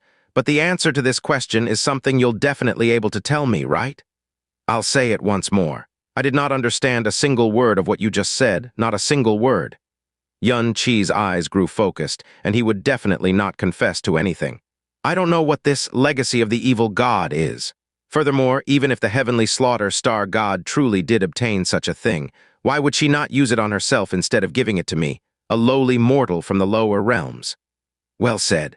Kaina Yinger seemed to smile faintly before she extended an arm and grasped Yuan-Chi's throat, lofting him into the air once more. This just so happens to be the most puzzling question to me as well. His throat was once again fiercely gripped, so Yuan-Chi was unable to even breathe, much less make a sound. Besides the power of the evil god, your body also possesses many other things of interest. For example, where did your dragon soul come from? Kaina Yinger's face slowly inched closer, and Yuan-Chi could nearly feel her cold and merciless breath. Furthermore, I also believe that besides these things, you definitely also have some other secrets that I am unaware of, but you must definitely not make me too disappointed. As her voice fell, her other hand extended and pressed against the top of Yuan-Chi's skull. This action caused Xia Qingyu's beautiful pupils to contract. Stop! Kaina Yinger's actions clearly showed that she wanted to forcibly search his soul. Kaina Yinger glanced to the side as she spared a glance for Xia Qingyu. Immediately stop what you are doing. If you dare do him, the moon god realm will never forgive you, Xia Qingyu frostily proclaimed with cold eyes. The moon god realm? Heh! Kaina Yinger gave an icy cold laugh. Xia Qingyu, you caused the entire moon god realm to lose every last bit of the dignity they had left. Caused Yue Wuya to become the biggest laughingstock in the entire universe. So right now, the person that the moon god realm most wants to kill is actually you, right, Xia Qingyu? If I kill you and Yuan-Chi, the moon god realm might just end up being grateful towards me. Isn't that the case? Kaina Yinger's tone changed slightly as she mocked Xia Qingyu with each and every word. Let's not even consider the fact that you're the sinner of the moon god realm. Even if you became the god empress of the moon god realm, what would you be able to do? What happened to Yue Wugu all those years ago happened because I sent my people after her. After Yue Wuya found out, he not only did not even dare make a fart in protest, he even pretended that he was entirely unaware. So even if I kill you today, what do you think he can do? Yuan-Chi's eyes flared wide open at those words. Xia Qingyu was completely stunned by those words as well. After that, her gaze grew disordered as her body began to shake with extreme intensity. It was you, the one who harmed my mother all those years ago, was actually you. Oh. Xia Qingyu's reaction caused Kaina Yinger's eyes to faintly narrow, those two eyes which glowed with a faint golden light swept across Xia Qingyu's body. After that, she laughed in an indifferent voice. Ah, so it turns out that you're Yue Wugu's daughter. No wonder you have both the heart of glazed glass and the nine profound exquisite body. It's all because you're the progeny of the divine stainless body. Xia Qingyu's mood, which had always been as calm as water and as cold as a serene pool, rarely fluctuated. But at this moment, a soul-piercing cold light reflected from her beautiful eyes, alongside some killing intent. Her mother's life being at its limits, her father and foster father having spent half their lifetimes in sorrow. So all that was granted by Kaina Yinger, and not the star god realm. It was no wonder that the moon god emperor no longer showed any signs of resentment these past years whenever the star god realm was mentioned. Deep, hidden complexity had taken its place, which meant that he had already known that it was all because of Kaina Yinger. Back then, I originally dispatched men to capture Yue Wugu. She did, after all, have a good thing like the stainless divine body. If it were to be wasted on Yue Wuya, that would certainly be a pity. but who knew that those two trash couldn't handle such a task, and instead wanted to kill her after having failed in her capture. Yet they still couldn't even kill her cleanly. "Why are you looking at me like that?" Xianxia Yinger gazed at Xianxia and said rather playfully, "You do know that I am your life's greatest savior. If not for me, you wouldn't even exist." The words that Xianxia Yinger had just said were indeed true. If not for her, Yue Wugu would not have landed in the profound sky continent, and she would not have met Xia Hongyu, so Xia Qingyu would naturally not have been born. "And you as well." Xianxia Yinger slightly tightened her grip on Yun Qi's throat. "If not for me, the heavenly slaughter star god would not have obtained the legacy of the evil god, much less allowing you to obtain it. Then the current you would still be no more than a piece of lowly trash from the lower realms, and you wouldn't even have had the qualifications to come to the eastern divine region. So how then would you have scaled the heights to become conferred god #1 and impress the entire world? So right now it's time for the two of you to repay me." As she finished her languid speech, Xianxia Yinger's voice and gaze suddenly grew cold, and an incredibly strong soul energy suddenly sprang from the hand which was pressed on top of Yun Qi's head. "Stop! Bzzz!" Yun Qi felt as if explosions had suddenly started to ring out in his head. In front of Xianxia Yinger, Yun Qi's existence a tiny ant before the boundless sea. It was like this in regards to their profound strength, but it was also like this in regards to their soul power. The consequences of having Xianxia Yinger succeed in searching his soul was that all his memories would be stolen by Xianxia Yinger, and Yun Qi's own soul would dissipate, leaving him a fool or even a vegetable. If she failed, his mind would be completely destroyed, and he would still become a vegetable. But just when Xianxia Yinger's soul energy had completely invaded the depths of Yun Qi's soul, a dragon roar simultaneously resonated within the heart and mind of both Yun Qi and Xianxia Yinger. "Ayo-oh-oh!" Xianxia Yinger's eyes suddenly opened. She felt her soul shudder and spasm, and even her body swayed violently. Yun Qi, whom she had held with her hand, also fell to the ground. "Heh heh heh." Yun Qi crawled on the ground, and his mind was racked in so much pain that it felt like it was going to rupture, but he let out a cold laugh as he said, "You want to search my soul. Even your father can forget about doing such a thing, much less you." After reaching the divine spirit realm, Yun Qi's soul had become incredibly solid and secure. With the soul of the dragon god within him, his soul could perhaps be suppressed or even destroyed, but it definitely could not be forcibly plundered. If not for the fact that Xianxia Yinger was simply far too powerful, the aftershock of that roar would have definitely caused most other people to suffer heavy damage to their own soul. But now that it had come to this, he no longer needed to hide or pretend in front of Xianxia Yinger, because it was basically useless at this point. It was just that he did not understand why Xianxia Yinger would know about the relationship between him and Jasmine, and why she would know about the existence of the evil god divine powers on his person. There was definitely a hole that existed somewhere. The most dreadful thing was that Xianxia Yinger was astonishingly cautious and prudent. She was in front of two people who clearly could not resist her in the slightest, yet she still firmly used her power to suppress them, causing them to be unable to move a single muscle this entire time. Very good indeed. After that momentary shock had passed, the corners of Xianxia Yinger's lips had curled up slightly. This is indeed the soul that even the stainless divine soul could not suppress. Right now, I am getting more and more interested in the dragon soul within your body. We could have ended this in a quick and painless manner. Her hand once again latched onto Yun Qi's throat as she lifted him into the air for a third time. Two extremely dangerous eyes drilled into the depths of Yun Qi's own eyes as she said, "This is something that you asked for." As her voice fell, the golden light within her eyes flashed. Following that, the hand which gripped Yun Qi's throat flashed with a dense golden light. That dense golden light quickly left her hand and transferred itself into Yun Qi's body. Immediately, with Yun Qi's nape as the center, threads of thin golden lines swiftly shot out in all directions. Within the space of a few breaths, they had spread to his entire body, covering his body with thousands upon thousands of delicate golden markings. These golden markings glowed and flashed, and they could easily be seen even through his clothes. Once the golden markings had spread to every corner of his body, all of that golden light disappeared without a trace. Xianxia Yinger subsequently relaxed her grip, allowing Yun Qi to fall to the ground. "Cough, cough, cough. What did you do to me?" Yun Qi gave a few painful coughs before he roared in a hoarse voice. Just now, he had felt countless cold sensations spread throughout his entire body. These sensations had spread into every single profound vein, every single nerve. But after the last of the golden markings vanished, those sensations had completely disappeared as well. It was as if nothing had occurred. Xia Qingyu had fixed her eyes upon Yun Qi, and at first, suspicion and confusion had appeared on her face.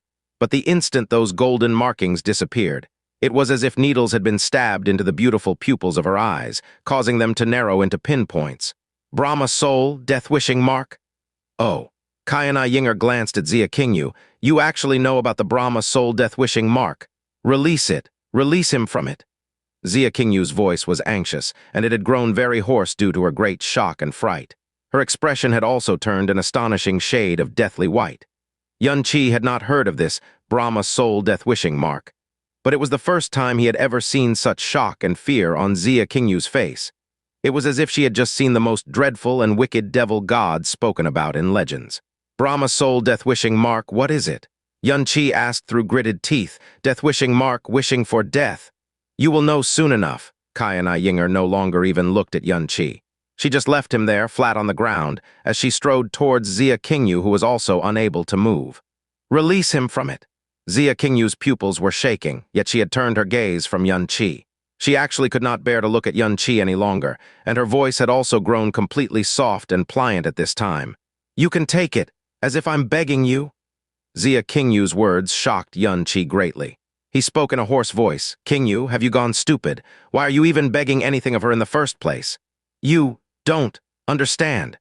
Xia Qingyu closed her eyes in order not to allow Yun Qi to see her gaze, which had grown so dark that it was close to despair. Yun Qi was at a complete loss, but Xia Qingyu was well aware of what had just happened. The Brahma soul death-wishing mark. These were the most dreadful words that existed in this world.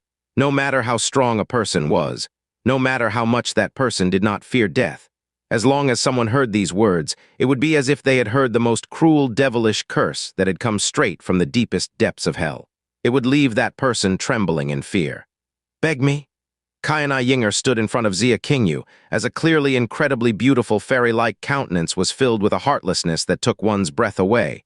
Daughter of Yue Wugu, before pleading on his behalf, you had better be more concerned with yourself first. I know what you want. Xia Qingyu's gaze grew cold and gloomy. Release him from the Brahma soul death-wishing mark, and I will give you everything you desire. Before yesterday, she had not even left the moon god realm before, so outsiders would also have been completely unaware of her. The only thing that she possessed that could cause someone on the level of Xianxia Yinger to scheme to obtain was her 9 profound, exquisite body. Amongst the memory fragments that the moon god emperor had given her, it had been recorded that the 9 profound, exquisite body could indeed be stolen by another woman. But the conditions were exceedingly harsh, and the method was also very special. Oh, do you think that you have the power to bargain with me right now? Xianxia Yinger wore a smile that was not a smile on her face. Her finger pressed against Xia Qingyu's chest as it drew a leisurely circle around it. The current you has fallen into my hands, so I'm the one who has power over everything that you have, not you. Xia Qingyu's eyes grew even colder. If you do not release him from the Brahma soul death-wishing mark, I will immediately destroy my own exquisite world. Qingyu. Those words caused Yun Qi to understand that Xianxia Yinger's goal was, shockingly enough, Xia Qingyu's 9 profound, exquisite body. It was just that he did not know that the 9 profound, exquisite body could actually be stolen away by another. So, he naturally knew even less about how it could be stolen, and what the consequences were for the person who had it stolen away. The current him was filled with only with a deep sense of helplessness. It was the kind of helplessness one felt when faced with absolute power. Furthermore, even though this person held absolute power, she still did not show him any openings, and that was absolute despair. Self-destruct, Xianxia Yinger said with a dull, mocking laugh. Oh, you can go ahead and try. Xia Qingyu's ground her jade teeth together so hard that they cracked, yet she found it difficult to speak. As she was being suppressed by the absolutely irresistible power of Xianxia Yinger, she could not move a single thread of profound energy. So it was even less possible for her to destroy the exquisite world within her profound veins. If Xianxia Yinger simply willed it, they would not even be able to speak. Everything had fallen into her hands, and the only thing they could do was surrender themselves to her tender ministrations. It was just as Xianxia Yinger had said. Whether it was Xia Qingyu or Yun Qi, neither of them had any power to bargain with her whatsoever. The thing that I desire, I will naturally personally retrieve it from your body myself. I don't need you to give it to me, understand? Xianxia Yinger's lips pouted slightly, and the hand which was pressed against Xia Qingyu's chest spread and gripped her clothes before she fiercely ripped them off. Rip! As a ripping sound rang through the air, Xia Qingyu's moon robes had instantly been ripped into shreds which fluttered in the air, completely exposing her upper body. As a result of that, her undergarments were completely ripped apart, and the chest that she had always deliberately bound tightly completely spilled out. Those gigantic silken mounds perkily bounced in the air as nothing restricted them anymore. They were as white and softly flexible as creamy fat and curdled jade, bouncing and swaying like a rolling wave as they continued to jiggle without pause. Yun Qi's eyes fiercely bulged out of their sockets. He had been married to Xia Qingyu for 12 years, but he had never once seen her jade body. If it was under normal circumstances, upon seeing such a beautiful sight, even though he had seen and experienced many beauties already, it would still be so breathtaking that his eyes would have practically rolled out of his head.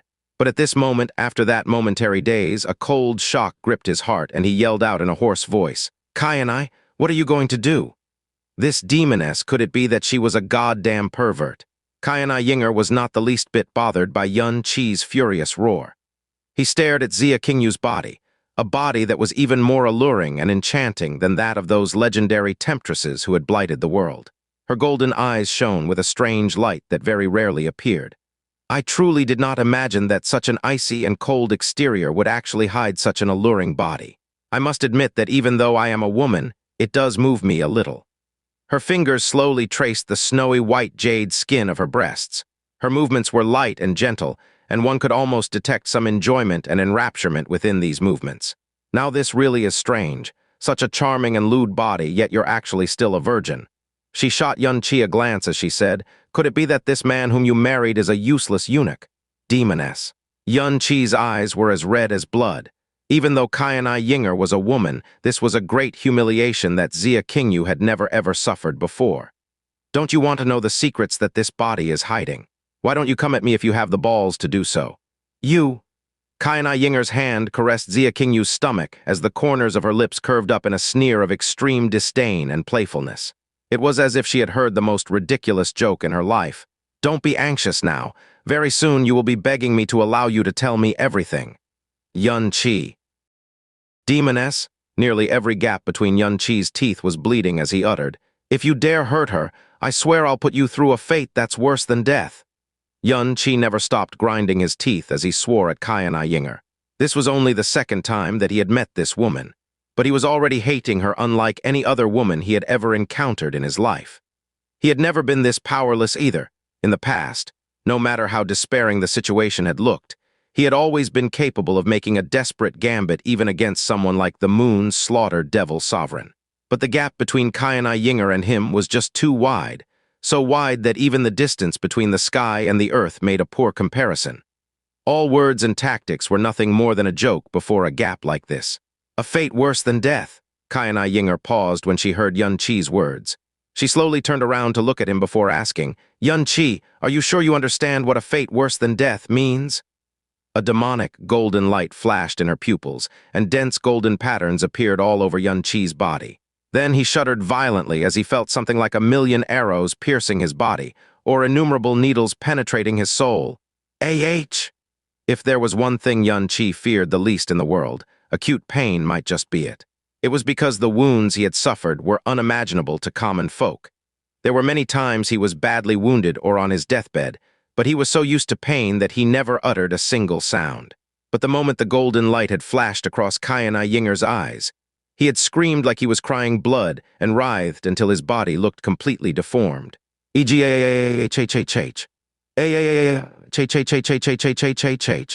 The blood-curdling scream that sounded like it came from the depths of purgatory itself rang across the sky of the land of beginning, and each scream was only worse than the last. There were almost no breaks between the screams at all.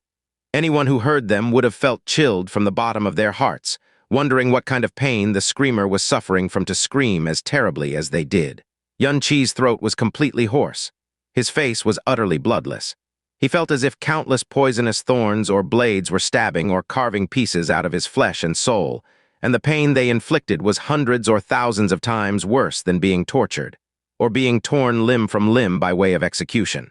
His soul had plunged to the depths of the abyss, but his body still couldn't move an inch from its spot. His body shivered violently like a dying worm, and he was drenched from head to toe in cold sweat in just a few breaths' time. A pool of sweat was spreading at a shockingly fast rate beneath his body. Xianxia closed her eyes, eyebrows trembling with hurt. Xianxia showed no signs of discomfort or pity despite Yuan-Chi screaming like his heart and lungs were being torn out of his body. In fact, her beautiful lips, a pair of things that were prettier than even a delicate flower, curled into a delightful smile. Do you understand what a fate worse than death really means now? Demon, Ness, AAAH. Countless blood vessels were bursting inside Yuan-Chi's eyes, and he had nearly crushed all of his teeth because he was biting so hard. The word he uttered, unrecognizable because his voice was completely gone, was only 2 syllables long, and yet it had him using nearly all of his remaining willpower to utter it. After that, his screams had only gotten louder and more painful. Oh, Xianxia narrowed her eyes. You still can speak. That's truly praiseworthy. What about this? Her pupils flashed golden once more, and the golden patterns covering Yuan-Chi's body grew even brighter and clearer. W-A-H-H-H-H-H-H-H. The blood-curdling scream instantly became 10 times stronger than it was before, spreading to nearly every corner of the land of beginning. It was so terrible that even the clouds in the sky and the dust on the ground seemed to be trembling in response to his pain. Yuan-Chi could clearly feel every nerve, every vein, and every wisp of his soul being pierced, stretched, twisted, and torn apart by innumerable cold blades. It was a kind of pain that even Yuan-Chi could neither imagine nor endure. He was literally destroying his own throat and coughing blood every time he screamed. His entire body, his very cells were shaking violently due to the sheer amount of pain that was being inflicted on him. His blood vessels swelled like bulging worms, as if tens of thousands of worms were wriggling just beneath his skin. The Brahma soul death-wishing mark. No one who had not experienced the curse could ever imagine how terrible it really was, nor know of the true 18 hells. Yuan-Chi had always been proud of his firm willpower, and both his body and soul had been tempered by countless cruel trials in the past. He hadn't backed down even when he was tormented by the netherworld Udambara flower he plucked for Jasmine. But right now, he actually wished he was dead just so that he could escape this inhumane torture. Can you still speak now? No. Even the hardest person would have felt pity for someone who was in this much pain, but Xianxia's half-smile showed that she wasn't moved by the sight before her in the slightest. Do you know why it's called the Brahma soul death-wishing mark now? It's because it's a curse that'll make you marvel over the wonder that is death. It makes you want death more than anything else in your life. The pain it brings is something that transcends the soul. In short, it isn't something that can be resisted with one's will at all. So forget that you're just a pitiful junior who has lived for several dozen years. Even a realm king or a king realm's god emperor would have knelt on their knees and begged for mercy or death. You must be wanting to die so very much, aren't you? Did you suddenly come to realize that death is the most wonderful thing in this world? UGAH, AAAH, AAAH. The only answer Yuan-Chi could give her was a guttural, bloody scream. His facial features had become completely distorted by pain, and his twitching fingers looked like the languished claws of an animal. By the way, Xianxia continued to speak leisurely, the Brahma soul death-wishing mark is a curse mark that I've planted with my soul origin, so, she smiled, you'll never be free from this curse unless I release you of my own accord, or die. Not even your foster father, the Dragon Monarch, or 10 Dragon Monarchs can release you from this pain. This means that you have only 3 choices left in your life now.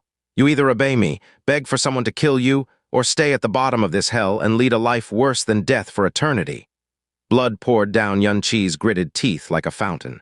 His pupils were widened so much that they looked like they could burst open any moment. Xianxia's words were like the cruelest, most demonic curse that imprinted itself deeply in his heart and soul. Every bit of willpower and belief he had ever had was flooded by the abyss of pain until it all turned into despairing darkness. Finally, Yuan-Chi stopped screaming and fainted completely. Blood was still pouring down the corner of his lips, however. The golden pattern on Yuan-Chi's body vanished as Xianxia turned back to look at Xianxia. I guess I can show some mercy and leave him be for the moment. It'll be too noisy to conduct our business otherwise. Xianxia opened her eyes slowly, but there was no panic, no pain, or even beseechment in her eyes. Her pupils had somehow vanished completely, and all that was left was a disturbing canvas of ice and darkness. Her eyes made Xianxia Yinger frown a little. The freezing words poured out of King Yu's mouth as she stared at Xianxia Yinger. "You better kill me now, Xianxia, or I swear one day my mother and everything that happened today. I will make you pay 10,000 times over." "Oh, is that so?" But King Yu's terrifying eyes failed to make Xianxia Yinger back down in the slightest. On the contrary, Xianxia Yinger moved closer and stared at the former with interest. Then she started caressing King Yu's naked upper body with creepy tenderness. "Relax, I'm not going to kill you. It'd be a shame to destroy a body such as yours, wouldn't it?" She swiped a finger downward carelessly, and the bottom half of King Yu's clothes scattered softly into nothingness as well. Her impossibly beautiful body was finally exposed to the thick, heavy air of the god realm of absolute beginning. Xianxia Yinger's golden eyes flashed oddly once more. She praised as she traced her delicate fingers across King Yu's perfect legs. "What a perfect pair of legs you have. I doubt there can be another pair like yours even if every perfect jade in the world were used to carve something equal to this. I bet that any man would be willing to carry them on their shoulders and play with them to their heart's content, even if they would die by 1,000 cuts tomorrow." King Yu. "But they don't deserve to taint something as flawless as this, of course. Those lowly men may be a perfect fit with their equally lowly partners, but how can anyone as perfect as us deserve to be used by any man?" Her words were seductive, and her eyes were hazy, but she wasn't saying this to break King Yu's will. To her, it was the most basic kind of common sense. Xianxia Yinger had scorned and even despised all men in the world since a very young age. From the moment a shade of her beauty had made its appearance, she was showered with countless looks of wonderment, yearning, and lust. The geniuses, proud sons, realm kings, sons of god-emperors, and even the god-emperors themselves thought that her beauty triumphed every other that existed in the world. And they were willing to discard everything, even their pride and lives, just to win a smile or a glance for her. They didn't know that she thought of all their actions as lowly, however. In her world, no man in the world deserved a second glance from her except her birth father, the Brahma heaven god emperor. She would never allow any man to touch any part of her body, not even her little finger, either. In recent years, Xianxia Yinger had gone so far as to cover her own face. The common folk thought she covered up her face to prevent more people from succumbing to her beauty. But in reality, she simply thought that the men of this world no longer deserved to catch even a glimpse of her face. Her thinking might be twisted, but the problem was that she had the power to be as twisted as she wanted to be. It was because she was the Brahma monarch goddess. While other women were trying to become the wife of a powerful husband, play the role of a good wife and mother, beautify themselves, improve their cultivation or power, she was pursuing something that the ordinary dared not even think about. The way of true gods. To this end, she could do anything. Everything could be manipulated, and everything could be destroyed as long as it aided in her search for the way of true gods. Her fingers trailed up King Yu's long, beautiful legs before they finally came to a stop at her stomach. Her eyes narrowed bit by bit. "A perfect body and an even more perfect maiden you are. It's almost like you've been purposely saving it for me. To cultivate the world-defying heaven manual, one must bear a 9 profound, exquisite body. Finally, I can begin." It was at this moment an odd light cut through the haze in Xianxia Yinger's eyes. R.I.P. The ripping noise sounded like it had torn apart the very sky itself. A blood-red crack appeared straight ahead of King Yu's vision and stayed stubbornly in existence. Beneath that red line, more than 10 strands of severed golden hair remained floating in the air. However, Xianxia Yinger's figure started to grow thin and hollow before directly vanishing into thin air. King Yu's originally gloomy and dark eyes finally regained some of their previous vigor, and it was also at this moment that she suddenly sensed the presence of profound energy. That red crack had not only broken apart Xianxia Yinger's afterimage and severed a few strands of her hair, it had also broken the profound energy seal that had been placed on her and Yun Qi. In front of her, a red figure soundlessly appeared from midair. She coldly gazed at the Xianxia Yinger, who had instantly blinked away to a spot several kilometers away from here. The bright red dagger she held in her hand radiated a fearsomely cold light. Yet this cold light was nothing compared to the ice-cold killing intent radiating from her eyes. A girl dressed in rainbow robes descended from the sky at this moment before standing at her side. Astonishingly enough, this young girl was holding an azure greatsword that was much bigger than her small and delicate body. Jasmine and Keijai. Crack, a very light cracking sound rang out in the air, and following the appearance of a scarlet crack, one corner of Kayana Yinger's golden mask smoothly broke off and fell to the ash-gray ground. If she was slower by even a fraction of a second, her face and even her entire skull would have been split open by that red line. Because that was the heavenly slaughter star god's god-slaying blade. She extended a finger and lightly traced the incomparably smooth surface of that broken-off piece. The eyes underneath that golden mask suddenly flashed with an extremely dangerous golden light. "Quickly take him away." Both Jasmine's eyes and expression were dreadfully dark and serious. That killing intent, which had the faint smell of fresh blood mixed in, had practically engulfed the entire starting location of the god realm of absolute beginning. Xia Qingyu's body flashed and she arrived at Yun Qi's side. She gathered Yun Qi into her arms, but she did not make any move to leave. She had clearly just escaped danger and her jade mien was still a ghastly white. Because the only one who had escaped danger was her. Yun Qi's Brahma soul death-wishing mark. "Why are you still standing around for? Hurry up and get out of here." When she saw that Xia Qingyu had not moved for a while, Jasmine's tone immediately grew several degrees more serious and anxious. Xia Qingyu did not recognize her, but she had known Xia Qingyu since 12 years ago. When she and Keijai had just arrived, Yun Qi was already knocked unconscious, so she did not know that Kayana Yinger had placed the Brahma soul death-wishing mark on Yun Qi. Otherwise, she would, on the contrary, have absolutely not asked Xia Qingyu to flee with Yun Qi. Xia Qingyu gritted her jade teeth together tightly. But with Kayana Yinger nearby, it did not allow her even the slightest bit of hesitation. She swiftly summoned the Vanishing Moon Celestial Palace and carried Yun Qi inside before fleeing far away in the next instant. Kayana Yinger did not try to stop them. It was as if she felt that there was no need to do so. The Vanishing Moon Celestial Palace raced away at its maximum speed as it flew into distant sky above. In that place towered a swirling pale white vortex. That was the exit of the god realm of absolute beginning. Jasmine silently breathed a sigh of relief, and the aura that she had fixed on Kayana Yinger grew even colder as her killing intent grew even more dreadful. Whether it was Xia Qingyu and Yun Qi's escape, or the heavenly slaughter star god's killing intent, it did not cause Kayana Yinger's expression to change in the slightest. Her finger left the curved surface of the broken corner of her mask as she slowly strode forward and drew nearer to Jasmine and Keijai. As she walked forward, she spoke in a languid voice. "With just the two of you alone, there's no way you could get rid of Uncle Gu in such a short period of time. It looks like you have other accomplices as well. Could it be that there's a third star god? Kyan Yi." A boundless, seething hatred was somehow contained within those two short words. No matter whether it was Jasmine or Keijai, Kayana Yinger was the person they hated the most in their lives. Because she was the one who had indirectly caused the death of Jasmine's mother, had been the direct cause of their brother's death, and had very nearly killed Jasmine as well. Heavenly slaughter, if you were hidden in the shadows, I would still be somewhat wary of you. But not only have you chosen to appear before me, you have even brought along that wolf pup who hasn't grown up yet.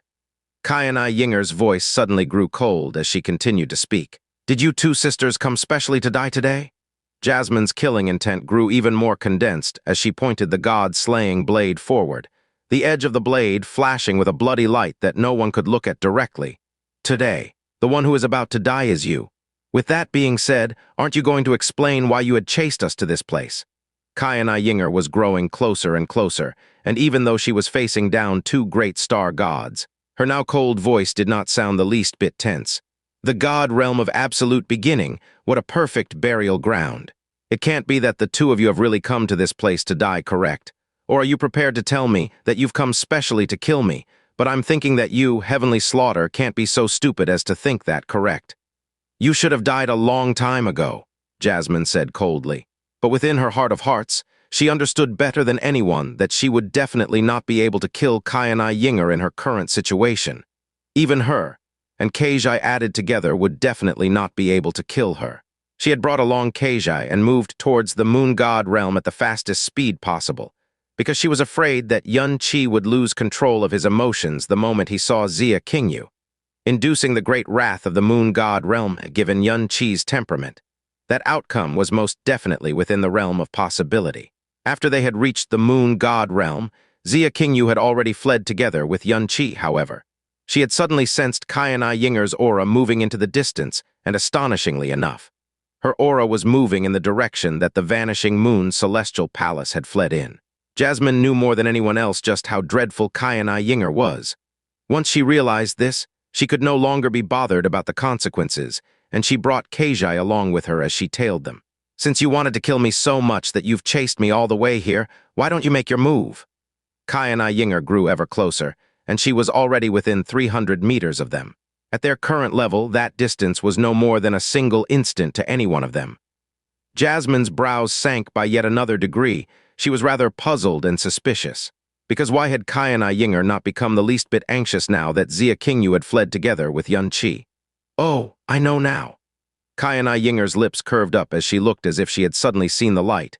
"It turns out that you are trying to stall for enough time to allow them to escape, aren't you?" "Jasmine, it's just that I'm really curious. You did not hesitate to bring along this wolf pup and chase us all the way here from the eastern divine region.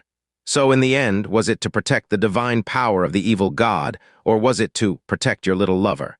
The color of Jasmine's face dramatically changed as her eyes flashed with a scarlet light. "What did you say?" "Big sister." The color of Keijai's face had also changed as well. "Oh, ha ha ha ha." Upon seeing Jasmine's reaction, Xianxia Yinger let out a big laugh. "The other time, I personally saw you weeping in pain because of Yuanqi, but I still could not quite bring myself to believe it. But right now, it looks like no matter how unbelievable or unfathomable this whole thing is, it is 100% true. To think that the distinguished elder princess of the star god realm, the one who is seen as the most bloodthirsty and merciless star god in the eyes of the world, would actually fall in love with a man, and a man from the lower realms at that. This is all very entertaining, simply far too entertaining." She had personally witnessed her, weeping in pain? Jasmine's eyes widened as a startled red glow suddenly radiated. "What exactly did you hear?" "Heh, whatever you spoke to that wolf pup at that time, I heard all of it," Xianxia Yinger said in a cheery voice. To think that the heart of the heavenly slaughter star god, whose spiritual perception is said to be the sharpest within the god realm, would actually be thrown into such disorder because of a man, that even though my divine senses pierced the isolating barrier that you erected, you were none the wiser. Right now, I am indeed extremely curious as to what earth-shaking thing Yuanqi did in order to steal the soul of a calamitous star like you, whose hands are stained with fresh blood and whom everybody dreads. Qian, Yi. The same two words were now said with even more of an icy dark hatred than before. But at the same time, her heart had also sunk heavily in her chest. When she had suddenly seen Yuanqi in the eternal heaven god realm that day, she had felt as if her heart had been smashed by a heavenly hammer. She had been thrown into complete chaos, and had even given Keijai a fierce and harsh scolding afterwards. Yet she had not even sensed the slightest trace of Xianxia Yinger's presence, and she had even heard everything that she and Keijai had spoken about. At this time, she finally understood why Xianxia Yinger had chased Yuanqi to this place. It had actually been her negligence that caused Yuanqi to be targeted by Xianxia Yinger. Furthermore, once you were targeted by this demoness who was more dreadful than a devil, if you were the slightest bit inattentive, you would be completely doomed. "Big sister, it's all my fault." Keijai's lips had turned pale and her voice was shaking. "If not for me." "It has nothing to do with you." Jasmine gave a cold rebuke. Originally, she had indeed only wanted to delay Xianxia Yinger with all her strength in order to buy time for Yuanqi to flee. But right now, a desire to kill Xianxia Yinger, which was far more intense than it had been at any other time, had been birthed in her heart. Because as long as she was still alive, Yuanqi would never have a moment of peace. "Xianxia, let me tell you one thing," Jasmine said through gritted teeth. "The power of the evil god is something that can't be stolen. No matter how great or grand your methods are, it still isn't possible, so you should just give up." "Oh, so what?" Jasmine understood very well that Xianxia Yinger definitely would not lose any interest in Yuanqi simply based on what she had just said. She took a step forward, the bloody light of her god-slaying blade flashing. "Also, today is the day that you must die." As that last word fell, Jasmine's body had already vanished and morphed into flying afterimages which filled the sky. The god-slaying blade drew countless scarlet traces in the air as they shot directly towards Xianxia Yinger. Outside the god realm of absolute beginning, the great battle between Gu Zhu and that icy blue figure continued.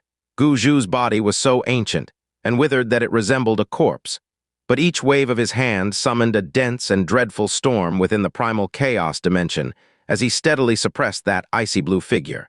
Bang! A thread of long and silky energy smashed against them, and the blue light which covered the heavens was completely extinguished. The icy blue figure had also been blasted far away, and their entire body was shaking. It seemed like they had sustained an injury. Gu Zhu did not press home his attack. He merely said in a tepid voice, "Are you still not prepared to use your full strength?" The icy blue figure remained mute as the edge of her sword rose once more. As long as she could keep him here, then there would be no need for her to go all out. Furthermore, she could not go all out either, because once her profound art was exposed, it would definitely reveal her identity, and the consequences of that would be incomparably serious. But it was at this time that both of them could feel the flow of energy in the distance. After that, the vanishing moon celestial palace emerged from the pale white vortex and sped towards the south at a crazy speed. Once he saw the vanishing moon celestial palace, Gu Zhu's old eyes suddenly flashed with a strange light. Both of his hands shot out, and just as he was about to engulf the vanishing moon celestial palace in one of his storms, the blue figure appeared in front of him in a flash, and a curtain of ice fell straight down from above, securely sealing away the storm he had conjured. The vanishing moon celestial palace was not affected in the slightest, and in the blink of an eye, it had disappeared into the regions south of the god realm of absolute beginning. Given its peerlessly fast speed and the impediment of the icy blue figure, Gu Zhu would definitely not be able to chase after it. Within the vanishing moon celestial palace, the lights had been dimmed. Xia Qingyu had already changed into a set of moon robes just like her last. She knelt in that place as she tightly cradled the still unconscious Yun Qi in her arms. Disordered strands of long hair had fallen onto Yun Qi's chest, and his extremely pale face as she did so. His face continued to distort as if he was experiencing extreme pain, and the trace of blood that flowed from the corner of his mouth was even more eye-catching and startling. She hugged Yun Qi even tighter, as if she was hugging a baby which had fallen severely ill, her heart filled with boundless grief and sorrow. The Brahma soul death-wishing mark, the most dreadful curse in the entire world. Why did he have to be afflicted with something like this? There was no way that Qianai Yinger would release him from it, and killing Qianai Yinger was wishful thinking that was more fantastical than any fairy tale. What exactly could she do now? Within the stifling silence, the vanishing moon celestial palace had flown very far away. Once she had confirmed that they had escaped the area of anybody's perception, a simple thought caused the vanishing moon celestial palace to turn as it changed direction and flew straight towards the west. That was where the western divine region lay. That person. Perhaps she could save him. No, she could definitely save him. She closed her eyes as she desperately muttered over and over again a name that existed within one of the memory fragments that had been given to her, as well as that forbidden land that no one could approach. She could definitely save him. She definitely could. She consoled herself over and over again, using all of her will to convince herself of this infinitesimal hope. Sword's blue light burst outwards, and a wild fang locked onto Qianai Yinger as it heavily smashed downwards. Each sword stroke of the heavenly wolf hell god's tome possessed enormous power. As the second sword style of the heavenly wolf, the wild fang that Yun Qi had produced with his hand acting as a sword had heavily wounded the two great princes who were at the diving king realm. However, when Keijai performed this move with her sword, it released what could truly be called a vast heavenly might. A wolf's howl ripped through the air, and the image of an enormous azure wolf suddenly appeared in the heavens above, compared to the blurry, flashing image of a wolf that had appeared behind Yun Qi's body. The image that appeared behind Keijai was that of an azure wolf which towered to the sky. Its pupils gleamed red like prisons of blood, and its mouth looked as if it could devour the heavens themselves.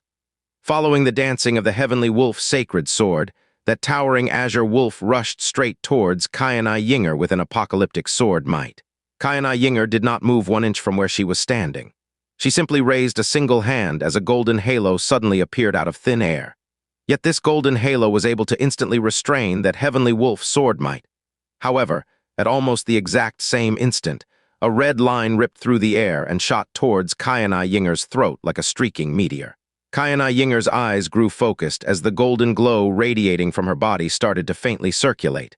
In the blink of an eye, the surrounding space had been directly twisted into a terrifying S-shape.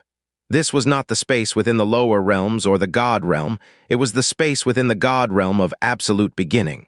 It possessed what was practically the highest level of spatial laws in the universe. Being able to distort the space in this place to such a degree required an extremely terrifying amount of power, and the ripping force of this power was undoubtedly extremely dreadful as well. Within that distorted space, Xianxia and Jasmine's powers were nearly instantly dissipated, and both of them were flung far out in different directions. How can she be this powerful? Xianxia's serious and focused face was now colored with a shock that was hard to conceal. This was the first time she had ever witnessed the dreadfulness of Xianxia.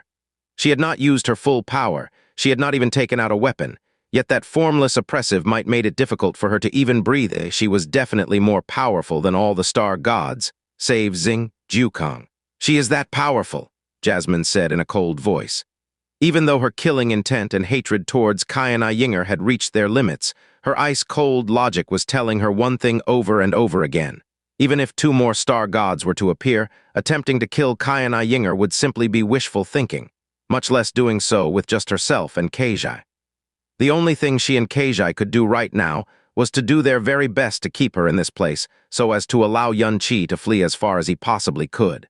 With a single breath, her figure flickered and vanished like a ghost into thin air. When she appeared once again, she had already split into 7 different images.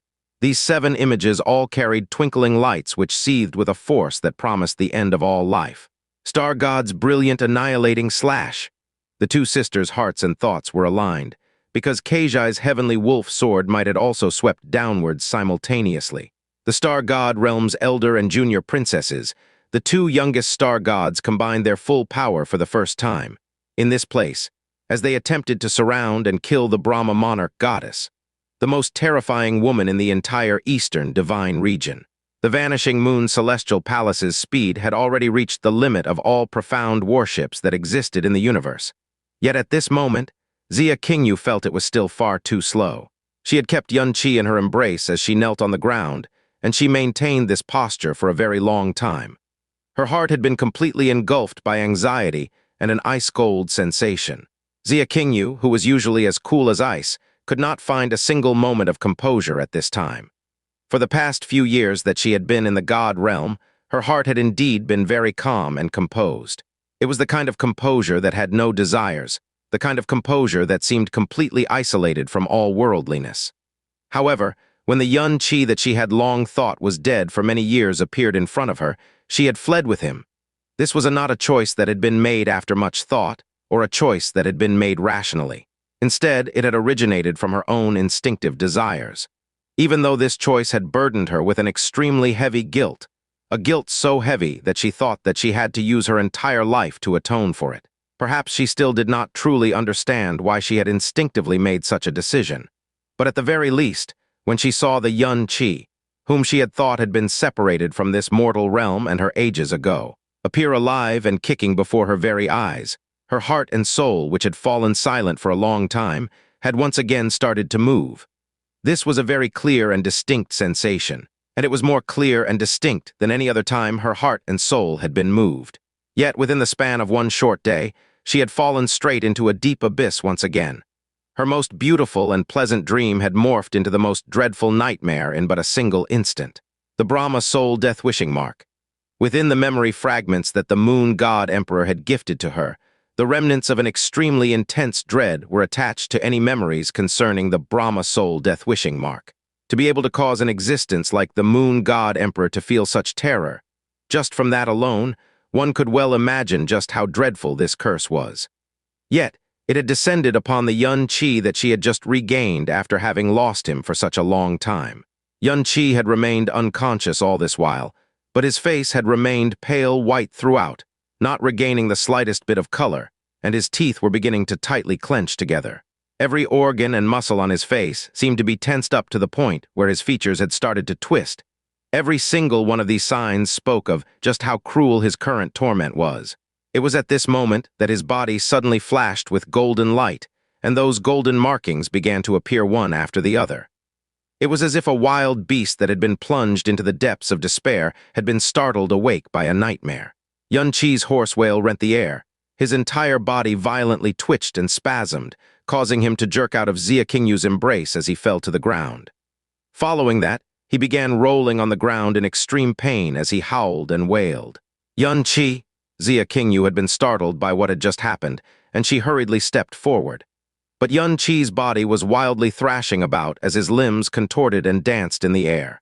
Xia Qingyu was flung away from him by a ferocious wave of his hand just as she drew near. People who had never experienced what it was like to bear the Brahma soul death-wishing mark would never be able to understand just what kind of pain Yun Qi was enduring right now. At times, his entire body would curl up and shiver, as if he had been thrown into the deepest layer of an underworld prison, and his entire body had been pierced with countless ice-cold poison spears. But in the next instant, it would then feel as if his body was being ripped apart. His bones were being shattered, and he was being roasted by flames that were even more cruel than the fires of purgatory. Every single kind of pain and torment that was imaginable, every single kind of pain and torment that could not be imagined, and even every single kind of pain and torment that people did not even dare to imagine. Yun Qi was mercilessly racked by all of these things with every breath he took, with every single second that passed by. UAHUWHHHHHH. In just a few short breaths after he had woken up, Yun Qi's entire body had been drenched in cold sweat, and all of the veins in his body had popped out and started writhing in a most grotesque manner. His four limbs crazily drummed against the floor, and everything that surrounded him before he proceeded to grab and snatch at his own body. In the blink of an eye, his body had been covered with bloody scratches, and in the very next instant, he had already made himself into a bloody mess. Yun Qi, Yun Qi! As she personally witnessed Yun Qi carving bloody grooves into his own body, Xia Qingyu felt her heart and soul shudder. She no longer cared about anything else as she strongly circulated profound energy and rushed towards Yun Qi. Even though Yun Qi could not use any profound energy in his current condition, his physical power and the hardiness of his body had always been extremely high.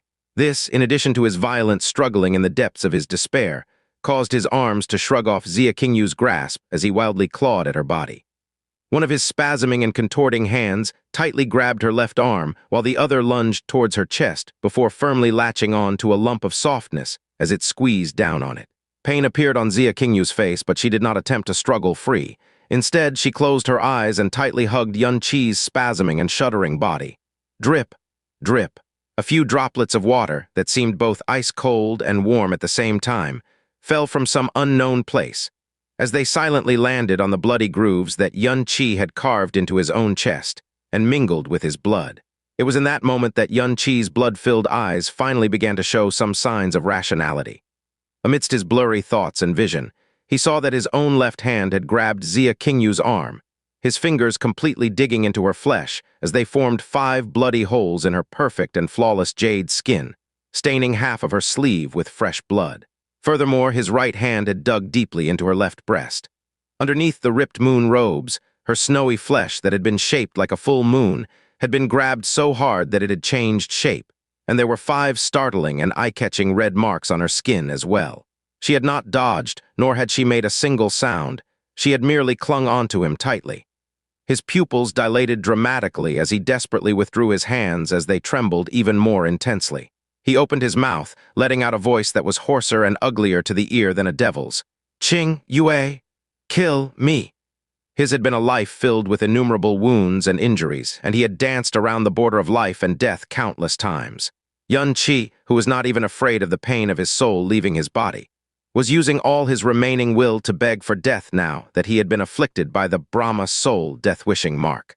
"Yun Qi," Xia Qingyu shook her head. "Don't say those words. I have a plan to save you. We will definitely be able to. Kill me." He had clearly heard every single word that Xianxia Yinger had previously said, even though he was in agony. The pain he was currently enduring far exceeded the pain of his soul leaving his body, the pain that he had experienced when attempting pluck the netherworld Udambara flower. At least back then, he could still use his will to endure that pain. But the torment inflicted by the Brahma soul death-wishing mark had caused his will and conviction to completely collapse. It was not a pain that any human being, or any living creature at that, could endure. If one had to live with this kind of pain forever, then death would be the greatest release instead.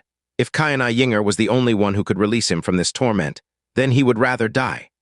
Following the second time he said those words, his eyes swiftly grew dull and gloomy.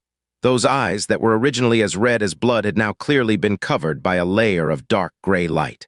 It was a will to die. Xianxia found it hard to breathe. The right hand she had used to tightly hug Yuan-Chi suddenly loosened its grip before she fiercely slapped Yuan-Chi across the face with it. P.A. This slap rang extremely loudly in the air. It was just that compared to the torment inflicted by the Brahma soul death-wishing mark, the pain of this slap could barely be felt. Yet it fiercely impacted Yuan-Chi's heart and soul, causing his eyes to focus, and even causing the spasms racking his body to stop for a moment.